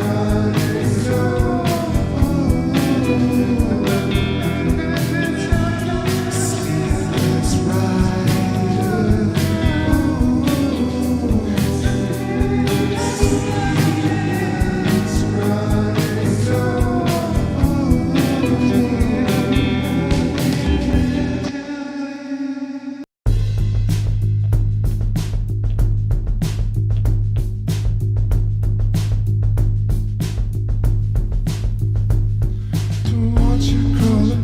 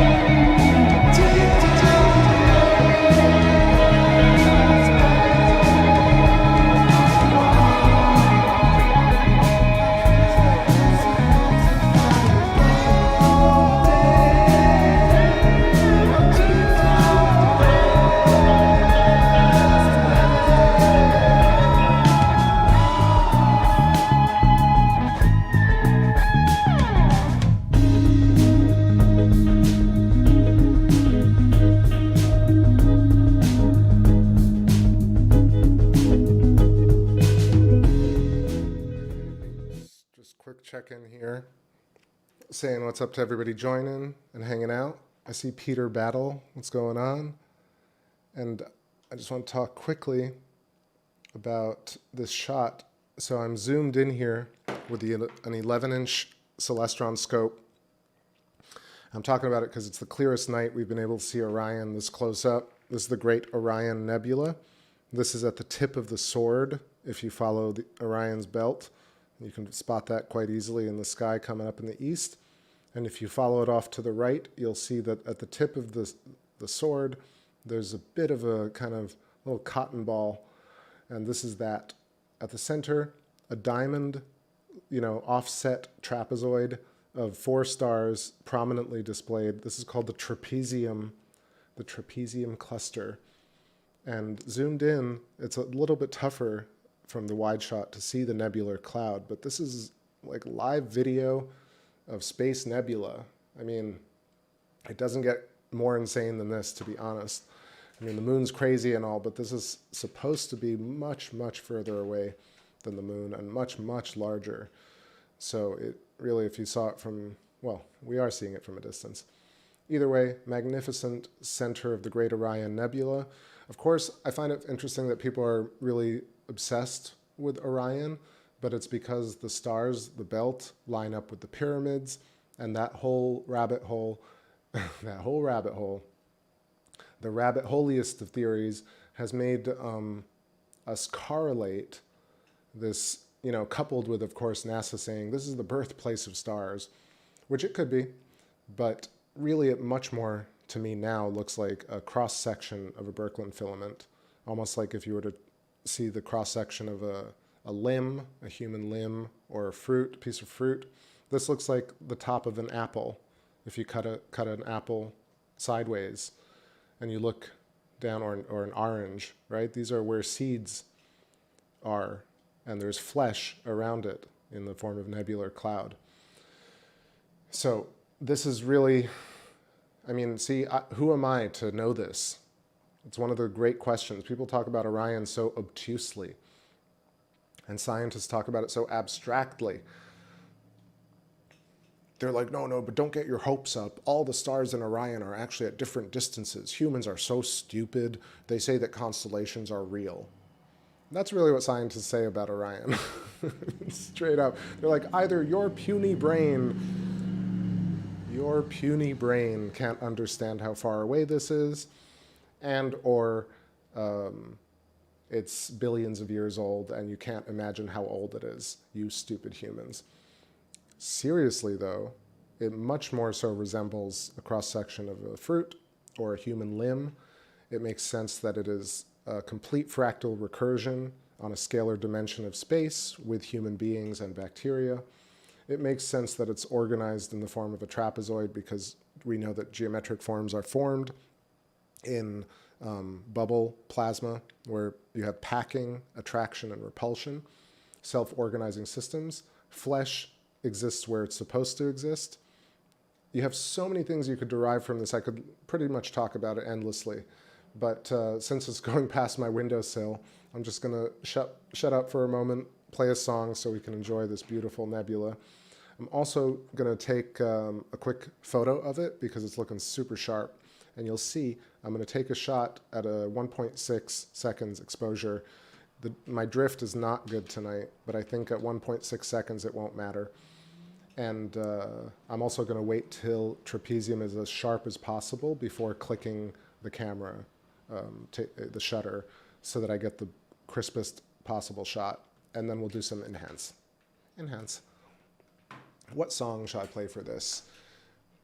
Let us see. I think it could be Willpowered. What do y'all think? Or are y'all sick of that? Because maybe we're sick of Willpowered. Or maybe not.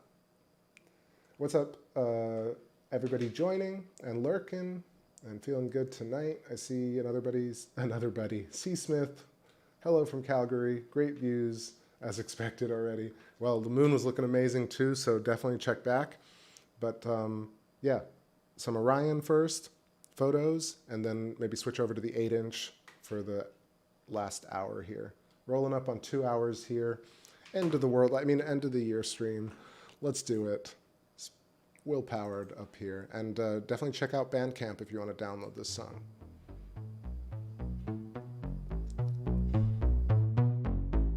Do you know why I've been beaten from the heart? I know, no lie. I've been thinking about you all night. Why? No why. I've been waiting for your white light. No why. I've been thinking that you should be mine. So call me up, and let's get down. So call me up, and let's get down.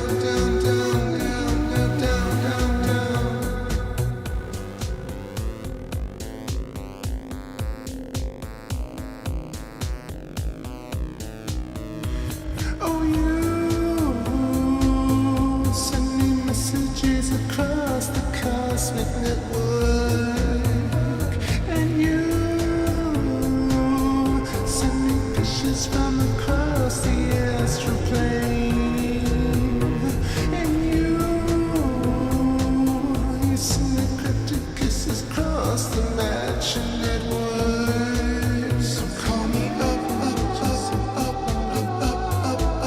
and let's get down. So call me up, and let's get down.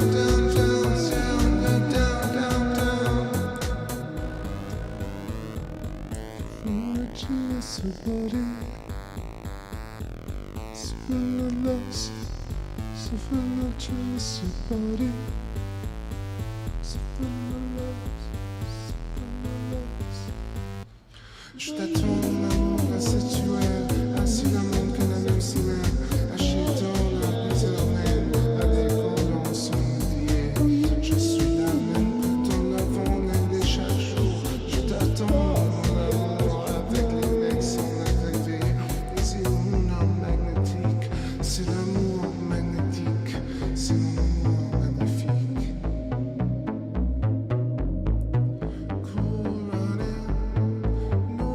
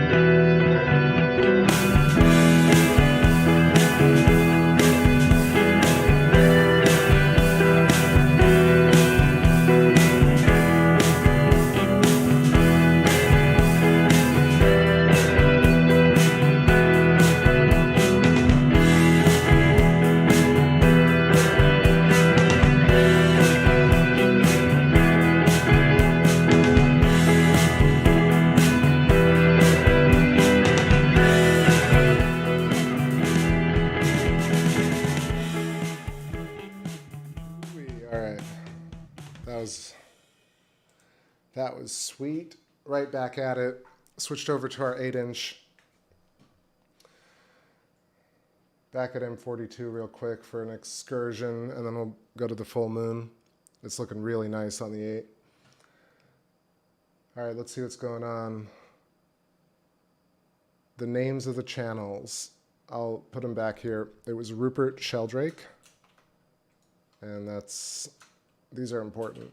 That's Rupert Sheldrake. Give it a chance, you know, he speaks slowly, but he's been doing it for so long as one of the foremost thinkers in this realm. And let's see, and then harmonic balancing. That's Eileen McCusick. All right, let me just take a sip here. I'm panting because I don't know why I end up rushing when I feel like I want to switch the scopes. I don't need to do it. What's up? Peter Battle says, lol, I'm stupid. There's a Spotify link in the description. Yeah, that's for the music. There are 3 albums out, and I want to do more, but it's one of those time things. Back to the moon. After this shot, what's cool is there are a few clouds moving through, so we'll have clouds on top of nebular clouds. But what I really wanted to do is that exposed photo. As soon as these clouds move, I want to do like a long exposure.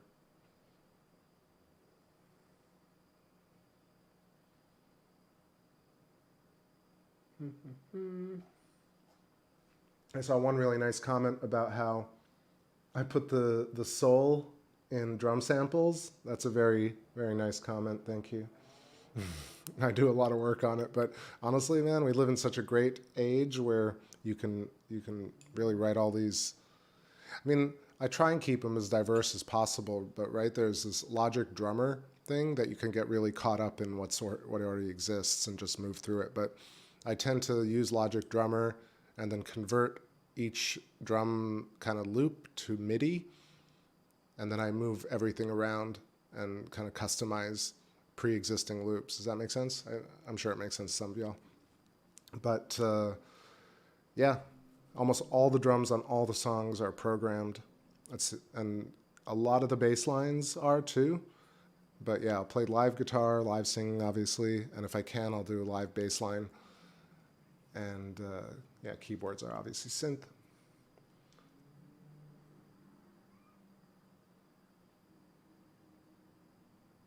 All right.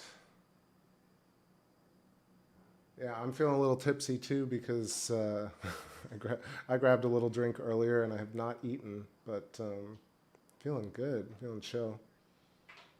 Hey, thanks, Patrick. I appreciate that. I appreciate that. That was some Cactus Dance, and what I have before that, Willpowered. And I sent the links, Eileen, Rupert. And I appreciate everybody hanging out with us tonight. 2 hours into the stream. I'm thinking about playing some live tunes here. Thankfully, I made coffee. It's always good. It definitely gives me dry mouth, unfortunately. But I do love my coffee. What's TJ's question? Okay to add some of your tunes to a playlist when I'm hosting karaoke? Yes, of course. The only stipulation I have on my tunes that I've always felt a little bit weird about is like some people want to take or even buy my tunes and put them on their space shows. And I get it, you know, but like that's the whole thing. The whole point is that that's sort of what I do. And that's the only time I've ever said like, yeah, please don't stream all my music on your space stream or flat earth stream. But other than that, please use it for any type of party or sharing it. Yeah, all good. What am I sipping? A little bourbon, actually, in my coffee. But my coffee already tastes like bourbon because it's so dark. I guess it's just buzzing, talking to y'all. Especially what happens a lot, why I start getting like fuzzy-minded and delirious during Take Back Space streams, is I wear wireless headphones, and I don't almost never take them off because I'm just listening to the mix the whole time. And so listening to myself talk becomes this kind of binaural, circular thing. I don't know if you've recorded music before, or vocals especially. When you're speaking and also hearing yourself in a headset, it creates this feedback loop, which is, very subtle, but you do kind of, it's almost like what happens when you're chanting or meditating. And I get into these zones about 2 hours into the show. I'm sure you all have heard me get very silly, and it's cute and all, but like mostly it's because I'm starting to get really tripped out. And then couple that with the fact that it's always astounding to watch space footage. I mean, really, it's never lost on me as to how impressive it is.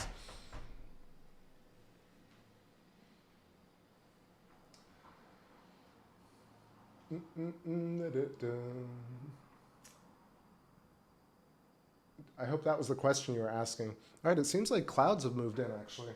So I'm going to switch over to the moon, and I already took a good shot of M42, so we can look at that later. Let me do that momentarily.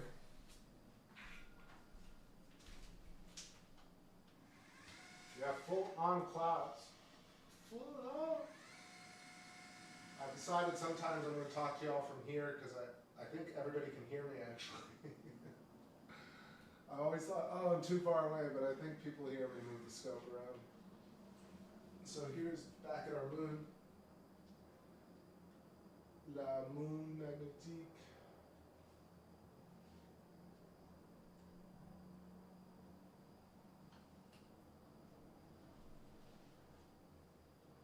Yeah, full-on clouds, so like a whole thin layer just appeared. So let's stay on this for a bit. This will be our shot for the last hour. Anything else? Magic bullet coffee, yeah, I've had that before. I don't know if I can do the butter though, the creamer and stuff. It's tough to drink that and feel relaxed for me. I know it's good though. All right, I'm gonna play a little bit. Why not? See how it sounds tonight. 100% full moon, last one of 2020. Taking it out on a high note. Have you all been hearing me, I guess? Or have I been muted this whole time? I hope not. Let me know if you heard my rant, oh babe. I'm sure it's a rant you've heard before, oh man. I'm sure it's conversation. I'll surely need a vacation in space, in space. Oh, don't go just yet. I'm warming up to the thought of you.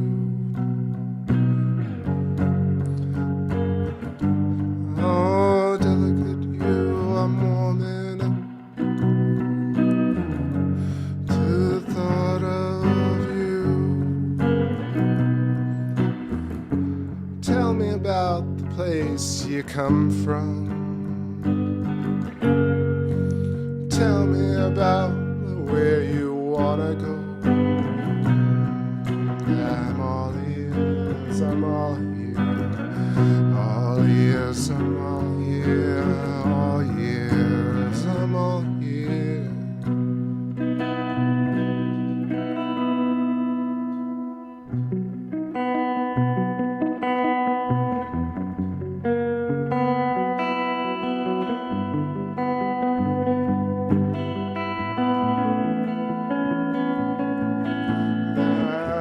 I heard you just a little,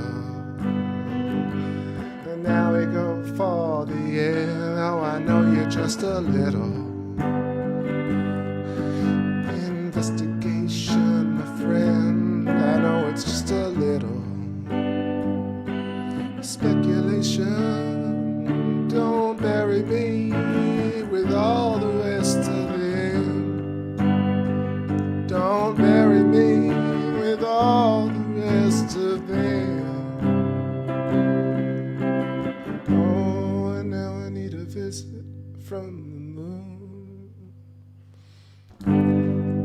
need a visit.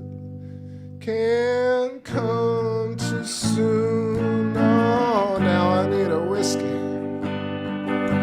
to drown the blues. Oh, now I can't come so soon.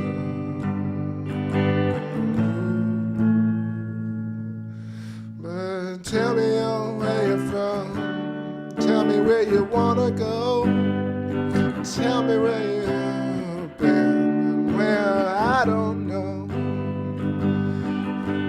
Tell me where you feel and how other ones would lead you to no place beyond. I know this sounds like a song you heard, but it's not. I promise you, I changed it enough, don't copyright strike me, man. Oh, grand algorithm in hand. Oh, grand algorithm in hand.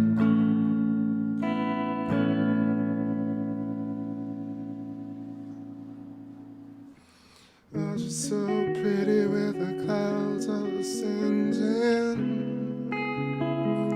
Oh, you're so brittle like the concepts I am breaking. And you shattered once on the floor and broke into the minuscule level.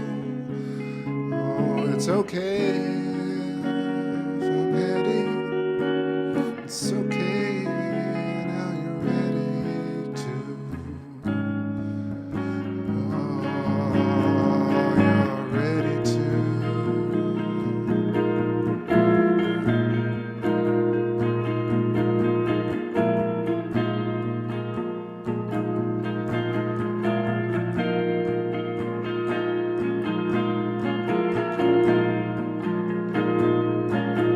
How did you on the side of the road? They're carving up names in Christmas trees. I left you in a hole. How'd you get out to breathe? I met you on a street out in New York City.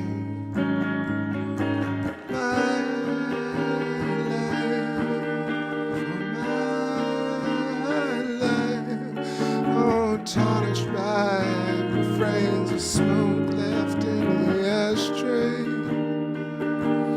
Tarnished by your dreams, everybody led astray.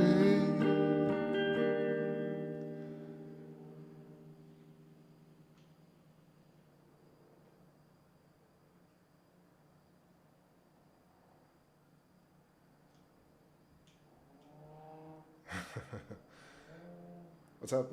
What's happening? Synth porn. What's going on?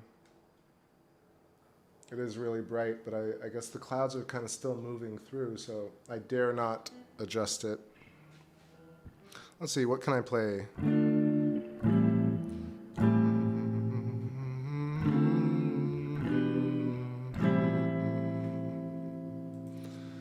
Let's see where those lyrics. Where are my lyrics at?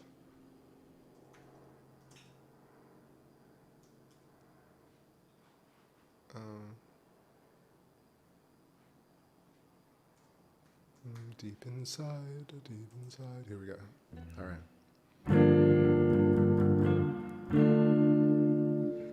Deep inside my soul, you keep me waiting. Maybe in the A minor though. Deep, deep, deep, deep. I mean, just working it out,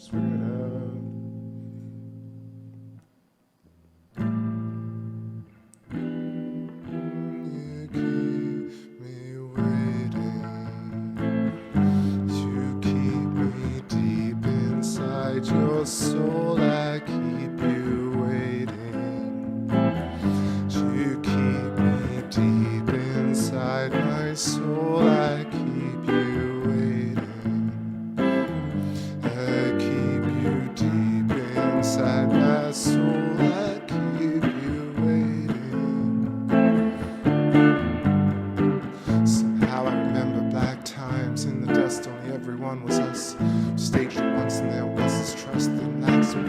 no other view. We lived it once and for goodness sake, now enter true and tell the world what's new. Hues and blues broken from the nest, as a scene rising from the west. Tides, oh, seed my rivers wide, oh, sigh, oh, breathe my wish to lie. Open tides, oh, seed my rivers wide, close eyes, oh, breathe my wish to die. Deep inside my soul, you keep me waiting.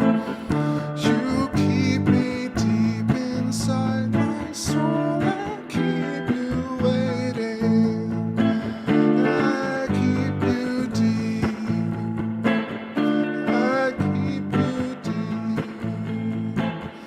I keep you deep.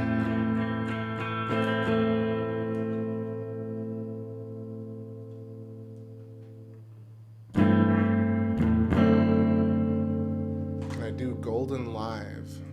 Let's see. Do I even have that?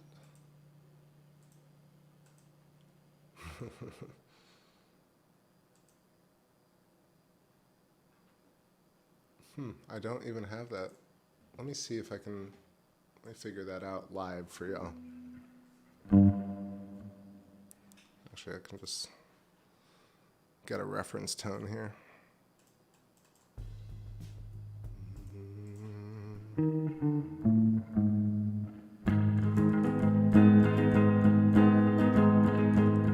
Don't want you crawling down my chimney. I don't understand your claws. Enemies like Easter bunnies. I don't even need the score.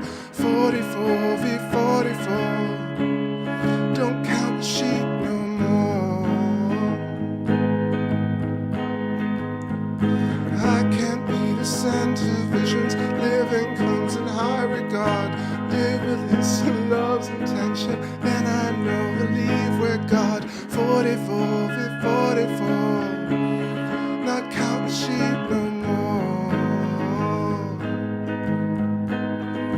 'Cause we're golden. Oh, deep down in the whale's belly you are. The caterpillars multiply. Golden. Oh, deep down in the whale's belly you are. The savage creatures multiply. Oh, don't want you coming down my chimney. I don't even reach the wall. Enemies like Easter bunnies. I don't wanna play the poor. 44 v 44. Not counting sheep no more.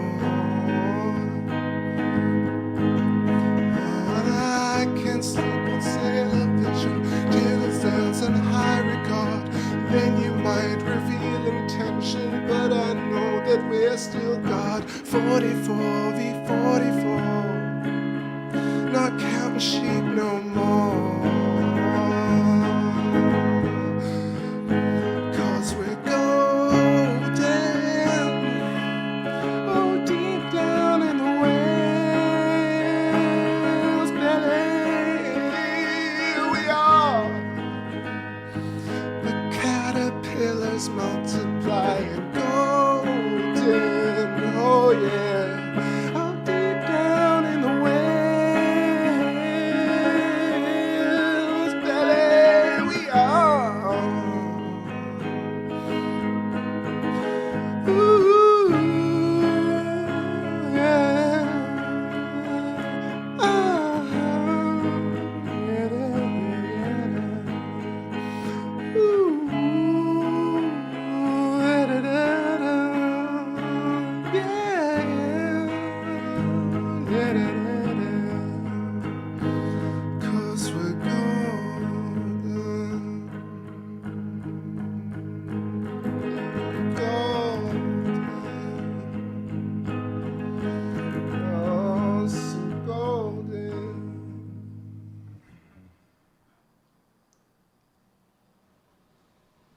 I think that was the first time I played that. Maybe once before. I'm sure my neighbors are happy. Oh, my neighbors must think I'm so crazy. I had a moment once last night when they nearly called an express delivery of fascination on my doorstep. Staring up at the cathedral bells, making smells in old restaurants like your grandmama's cooking, like you waited for me, back alley smoking, smiling so graciously when I walked in, when I walked in.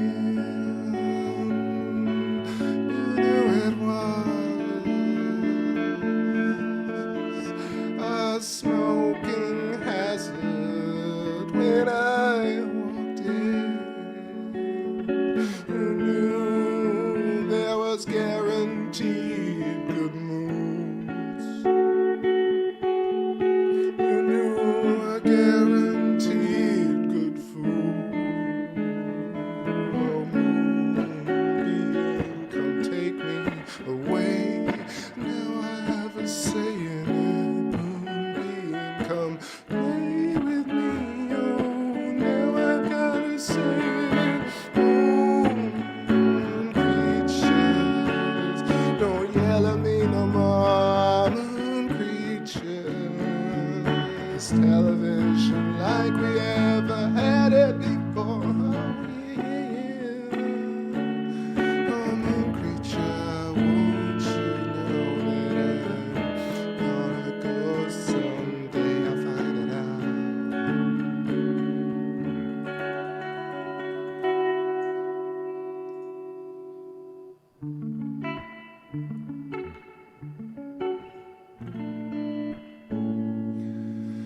Oh, you're welcome about Golden. Thanks for suggesting it. I just have to like go for it sometimes because, man, played those songs so many times. It's in the plasma.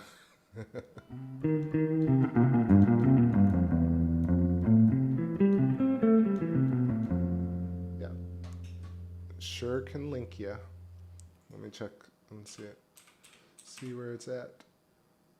I know I uploaded this before, right?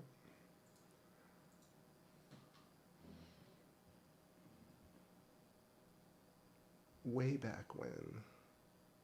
Catch, Formidable. Where is Golden? There it is. There it is.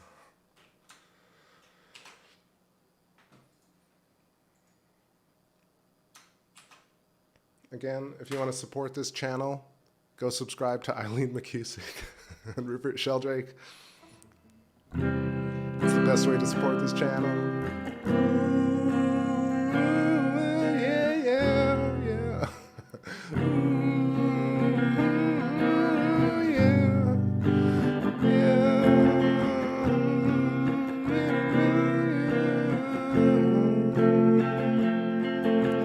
If I light up your night with some tunes, don't holler at me, but go do some reading.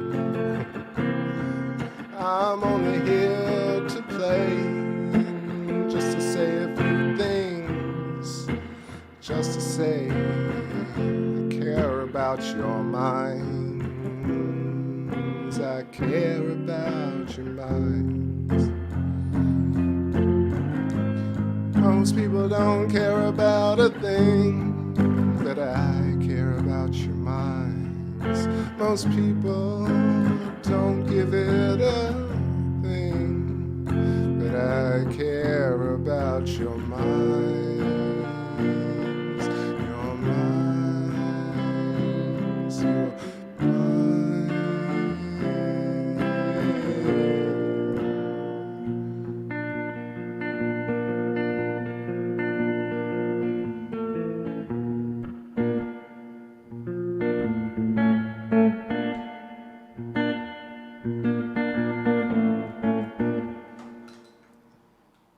Staying lucid. All right, what other oldie jams? Ye oldie jamsies.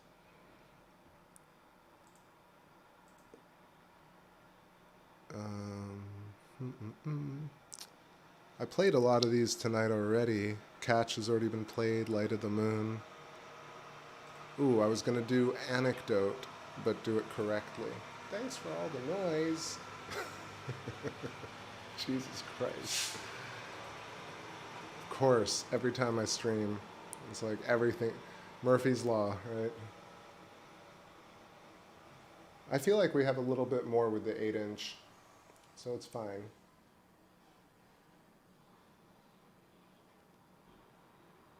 TJ says, do you have an acoustic instrumental album yet? If not, make one named Confessions of a Musician. I have played some of them, actually. I played like Hurricane and Sleepless Rider, the acoustic origination, the origin tracks. Maybe I'll call it Origin Story. Yeah.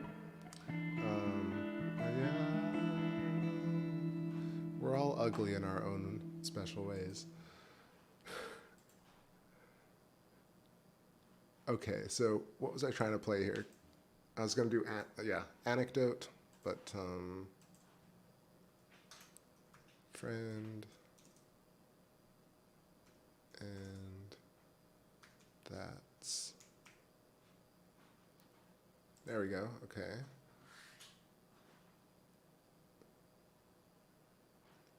See, but then,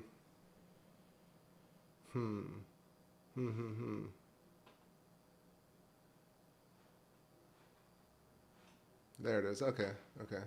Sorry, I'm just working this out here. I didn't do Formidable Opponent, I think. Did I not open the show with that? I feel like I opened with Formidable Opponent, but let me know, maybe I'm wrong.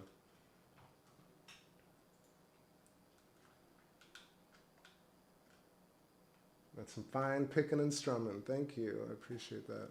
I try, especially when I can calm down and sit and I don't feel too pressured. Definitely sounds a lot better. All right, so I have the lyrics, but how does it sound? How does it sound? La-da.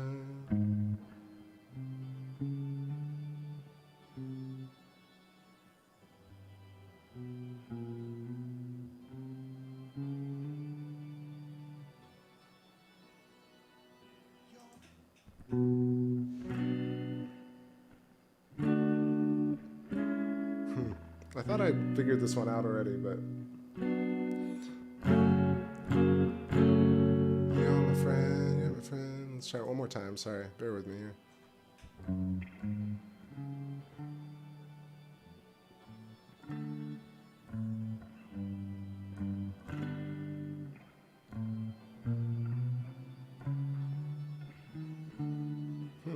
Maybe.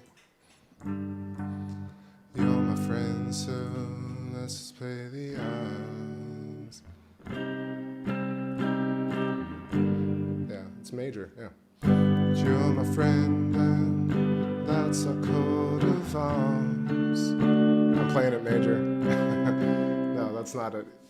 You're my friend, so you're my friend, so that's a call to arms. Man, I'm not catching that. Huh. One more try here.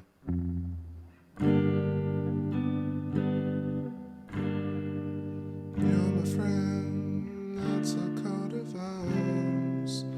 It's the end, so let's just play the odds. Where your friends at? You're digging in the yard. Still the end starts dripping. You're my friend now, and that's our call to arms. Oh, release me from this dream. Call my name. Oh, release me from this dream. It's got a different vibe like this. Call my name.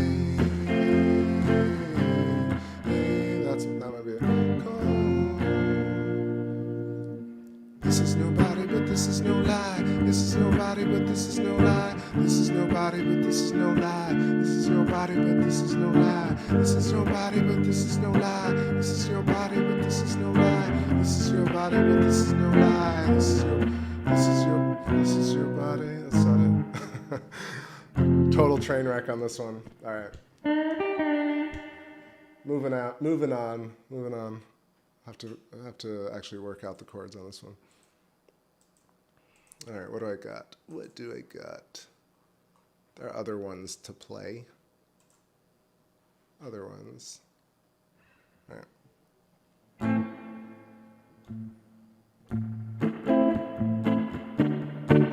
I don't want nobody else but you. No colors anymore. I need you to be true. 'Cause I don't want nobody else but you. No colors anymore. I need you to be true. 'Cause I don't want nobody else but you. 'Cause this is the game of life. Not 'cause I tell ya. Game of life. You do what you want to do. Oh, welcome to the game of life.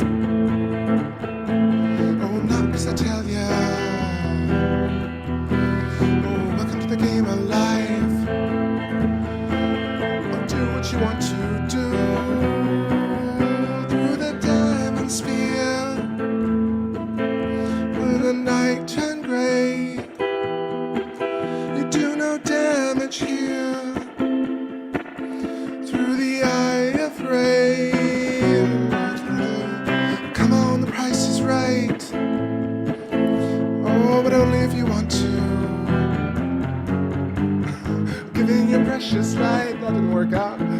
Oh, and do what you want to do. Oh, da da da. So, dance till you're fast asleep. Oh, you're falling and faster, violently after you fall till your master sleeps. You're violently faster, falling in faster, fall till your master sleeps. You're violently after, smoking hereafter, fall till your master sleeps. You're violently after, smoking till right in the end, right in the end, right in the end, right in the end, right in the end. Oh, welcome to the game of life. But not 'cause I want to. Welcome to the game of life. But only if you want to. Only if you want to. Only if you want to. Only if you want to.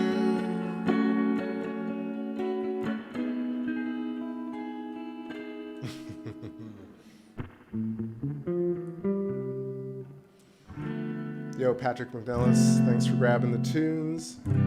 I feel like we've lost our moon. Man, it was fully clouded out. Fully clouded.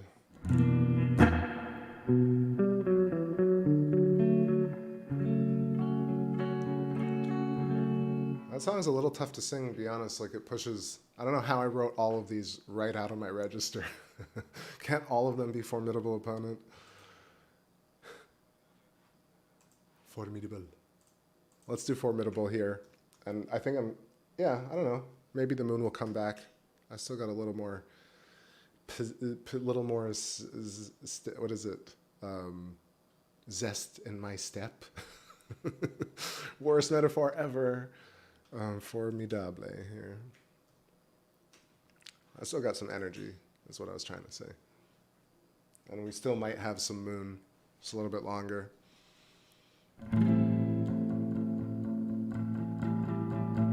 Float, oh float. Brave this weather, baby. Yeah.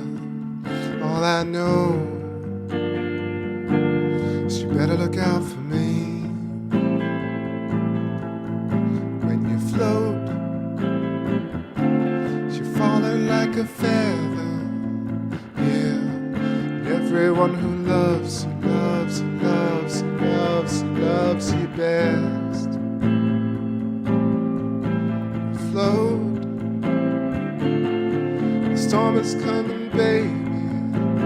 Yeah, and everyone who knows you, loves you, knows you, loves you, knows you best. We'll float, formidable opponent, angry crackpot, formidable opponent, dangerous lecture, formidable opponent, you can walk out, formidable opponent, think you have the choice. Formidable opponent, angry crackpot, formidable opponent, angry lecture, formidable opponent, you can walk out, formidable opponent, think you have the choice. The moon is calling, a souvenir, as soon as rescue, a retourner, le fix in the foam, mixing your liquids, now you're left for dead. Pay your debts and float, calling a souvenir, as soon as rescue, a retourner, disgust in the foam, mixing your liquids, now you're left for dead. Just pay your debts, just pay your debts and float. Formidable opponent, angry crackpot, formidable opponent, dangerous lecture, formidable opponent, you can walk out. Formidable opponent, think you have the choice, no, no. Formidable opponent, angry lecture, formidable opponent, dangerous crackpot, formidable opponent, you can walk out. Formidable opponent, think you have the choice. Think you have the choice. Think you have the choice. Think you have the choice. You think you have the choice. Thank you for what? Formidable opponent.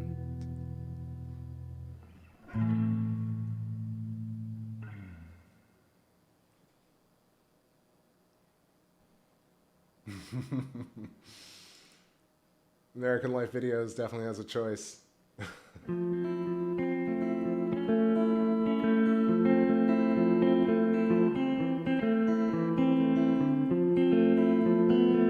Yo, what's up, John Pershing? Who got drums?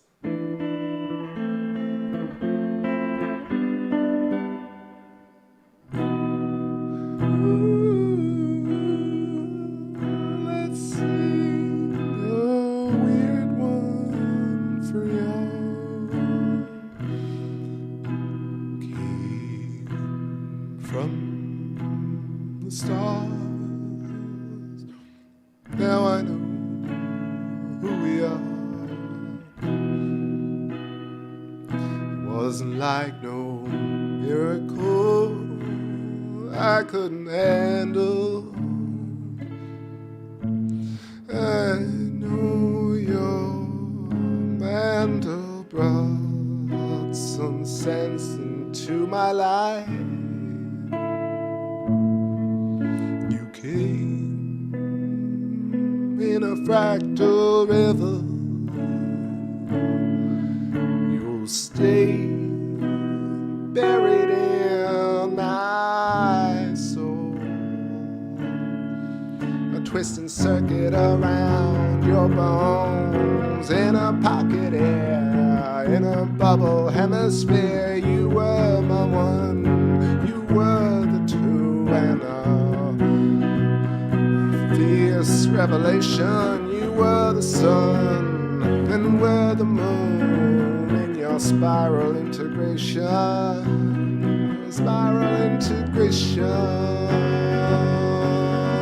momentous reveille. by prophecy. Dishonesty, ocean. Anything you want, but one and the two. A fierce revelation. You are conscious of our fractal integration.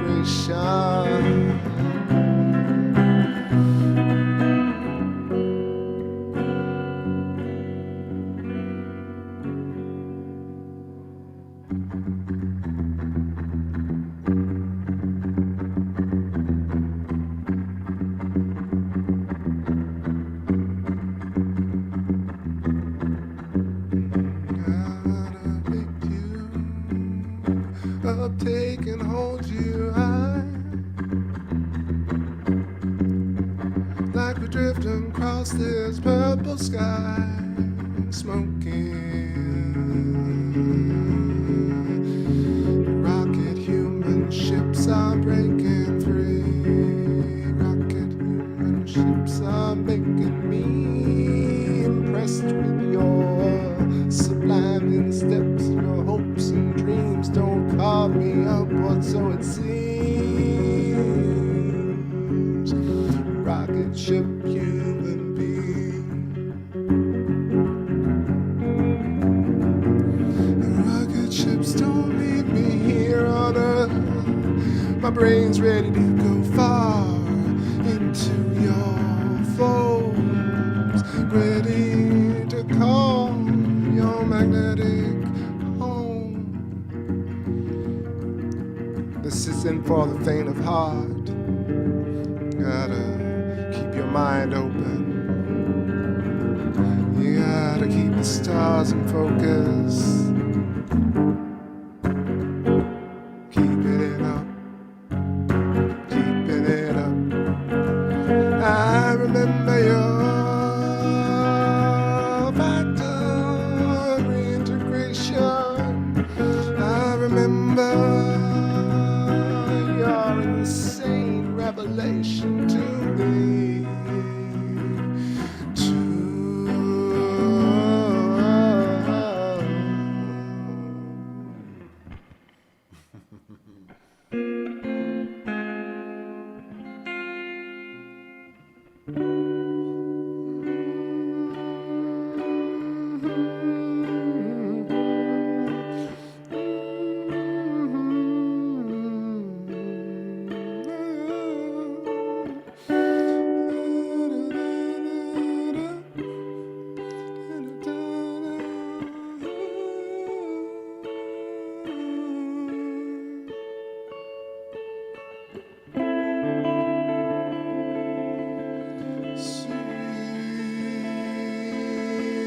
Slow me while you dream away for the ones you left, and you crawl up beside you. You fly, fly to my hurricane. No dreaming alone.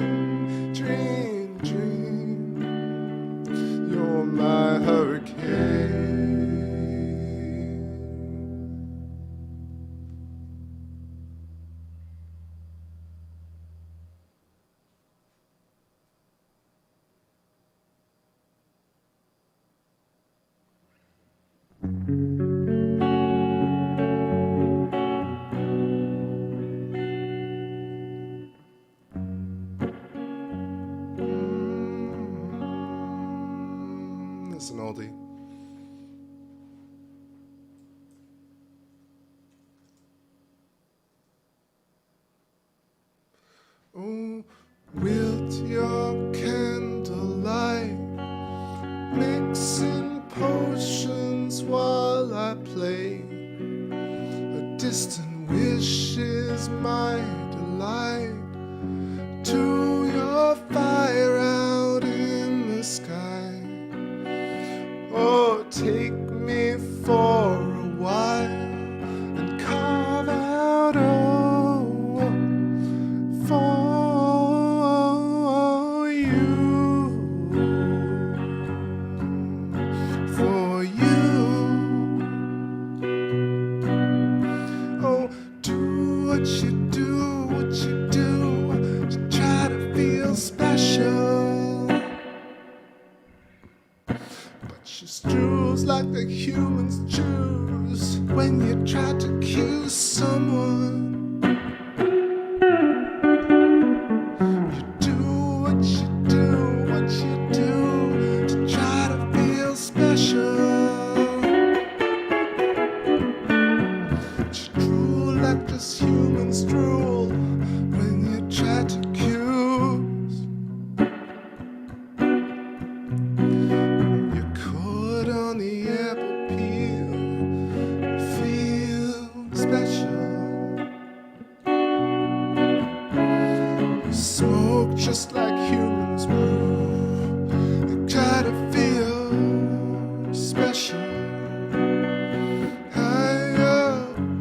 Suffice to say, I'll leave you with a hit from the morning shining. And if I hold your body divinely, would you shake my soul? You know I was never old, and I was just grown along the way.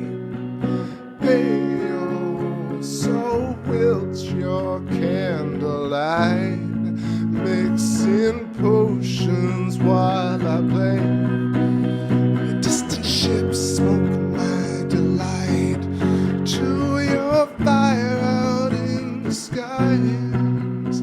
Oh, let's take you for a while, carve out oceans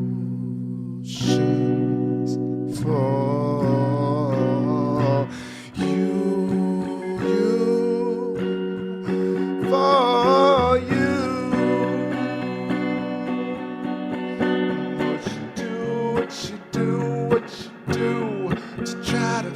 special. What your humans bruise when you try to accuse someone. Bruise just like humans bruise when you try to accuse. Bruise just like humans bruise when you try to accuse.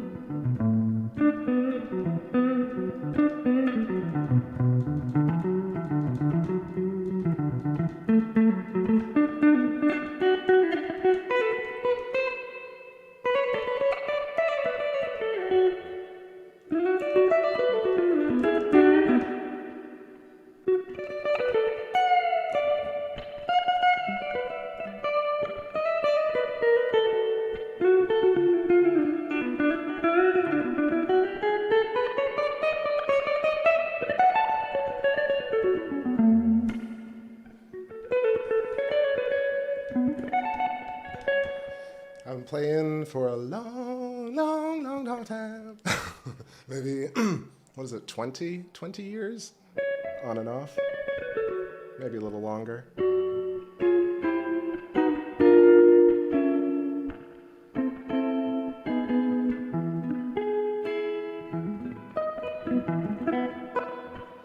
I'm just totally noodling here. It's the black screen of clouds. I don't know. I feel like maybe I can get a view here. Maybe I'm not adjusting it enough. Thanks for hanging out to just listen while this view is kind of spooky. Let me take a little break here and stretch. You can hear my bones crack. Crack your bones, crack your bones. As a little special, let's listen to the actual recorded version. Excuse me. That's fun. Side by side. 9:30. East Coast, edge of space. Yet another Take Back Space stream. I appreciate all of you. And I think maybe another... Yeah, I think I'm going to wind it up, wrap it up, wind it down, shake it down. Let me know if you want me to, if you want one last song to play. I'll do 2 more, and so you all pick the last 2 songs for the stream. Let me not talk over myself. It's been a really wonderful chat and full moon with everybody. I'll be back again tomorrow and the day after, or the day after, depending on the weather, for some more waning moon and more Electric Universe discussion. Please share the video with your friends, leave me a comment, and or if you want to really support the channel, like I said, go check out Eileen McCusick, Rupert Sheldrake, and Thunderbolts Project, because it really helps to have more people aware of this phenomenon. Whew. Oh yeah. Nutritious space. Back in a couple.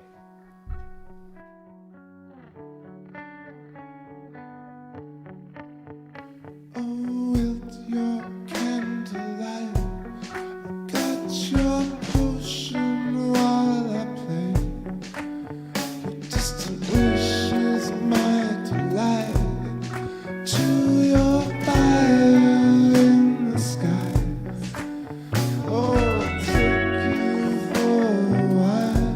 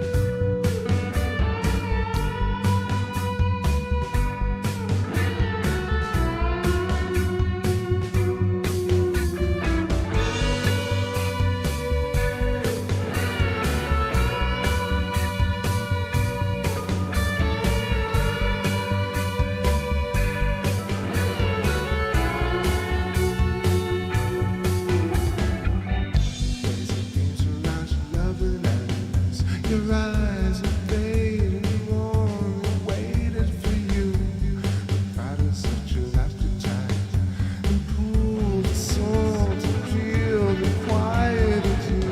Here we go now, solving fractals like a foreign nuclear detractors. Though we were up high, we'll get.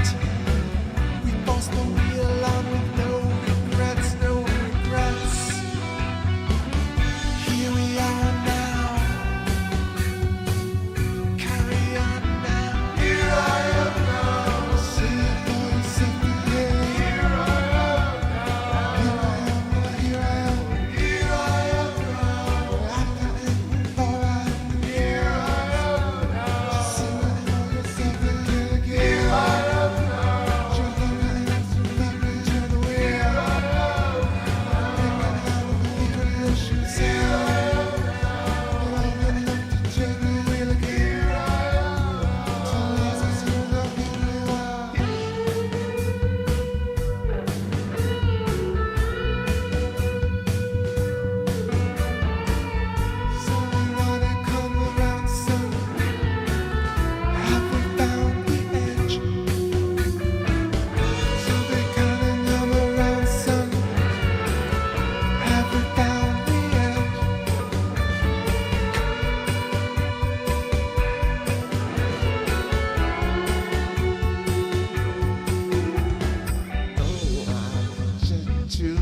I'm thinking of you and covered at light, just reaching my soul, and I'm waiting for you. Sailed another seven solar region of light. Cover of night, touching the horizon, a pair of golden angel eyes, rolling up, rolling up, rolling up high up above you. Here we go now, solving fractals like your foreign nuclear detractors. Low we were, but high we'll get. We forced the wheel on with no regrets, no regrets.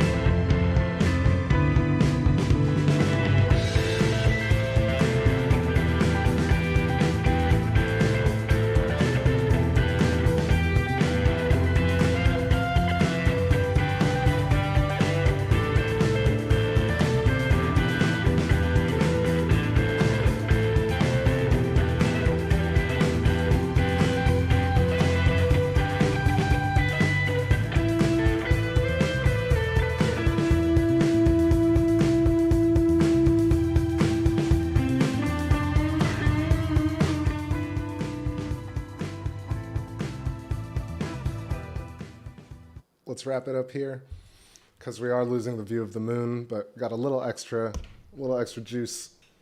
So figured I'd just sketch the Lady of the Luna. No one's ever found this Pareidolia, I feel like. This is the one thing that I claim fame to, this really random thing. But I feel like if you were to look at this woman trapped on a pathway in her little yard, and imagine you're looking at it through kind of a fisheye lens, you can kind of see it pretty well. Let me see if I can adjust that a little bit. You can see on the right side, that's where the windowsill is. I rotated the camera. This has been a fun stream tonight. Let me see if I can adjust this. There we go. Ooh, let's save it. Yeah. All right, so look, you can see she's wearing a black dress, and you can see the legs in the mare, and you see the little house and the sun coming up over it. The trapped lady in the moon. Just, the face is a little scary. It's hard for me to draw it because it looks a little bit like a little disheveled, but I feel you could draw it a couple of different ways. She could have a very small head. It looks so much like that. I have a thumbnail from way back where I sketched it really deep, in more detail.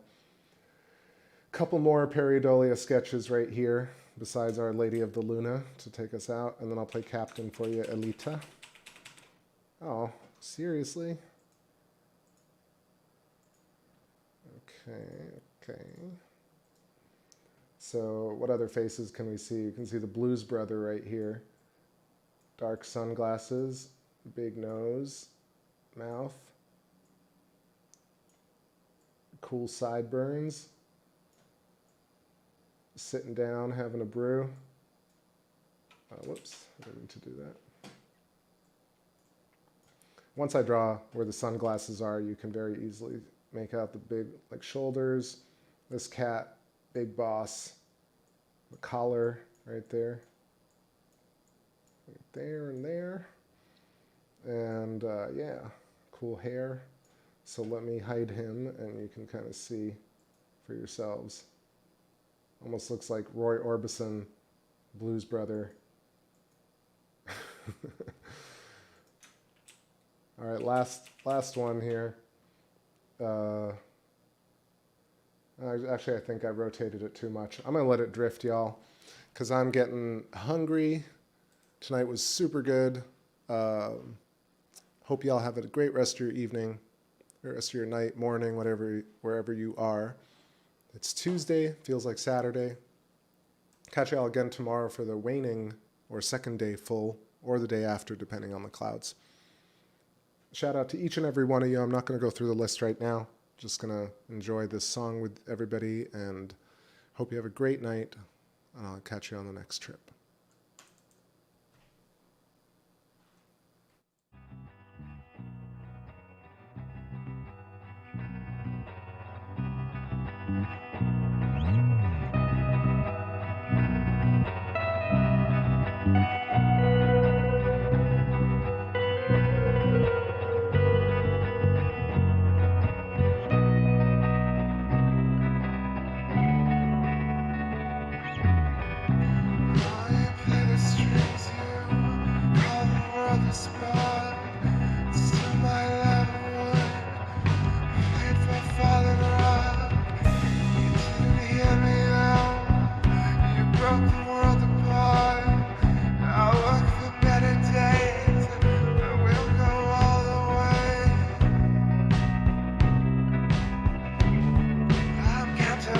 Stars.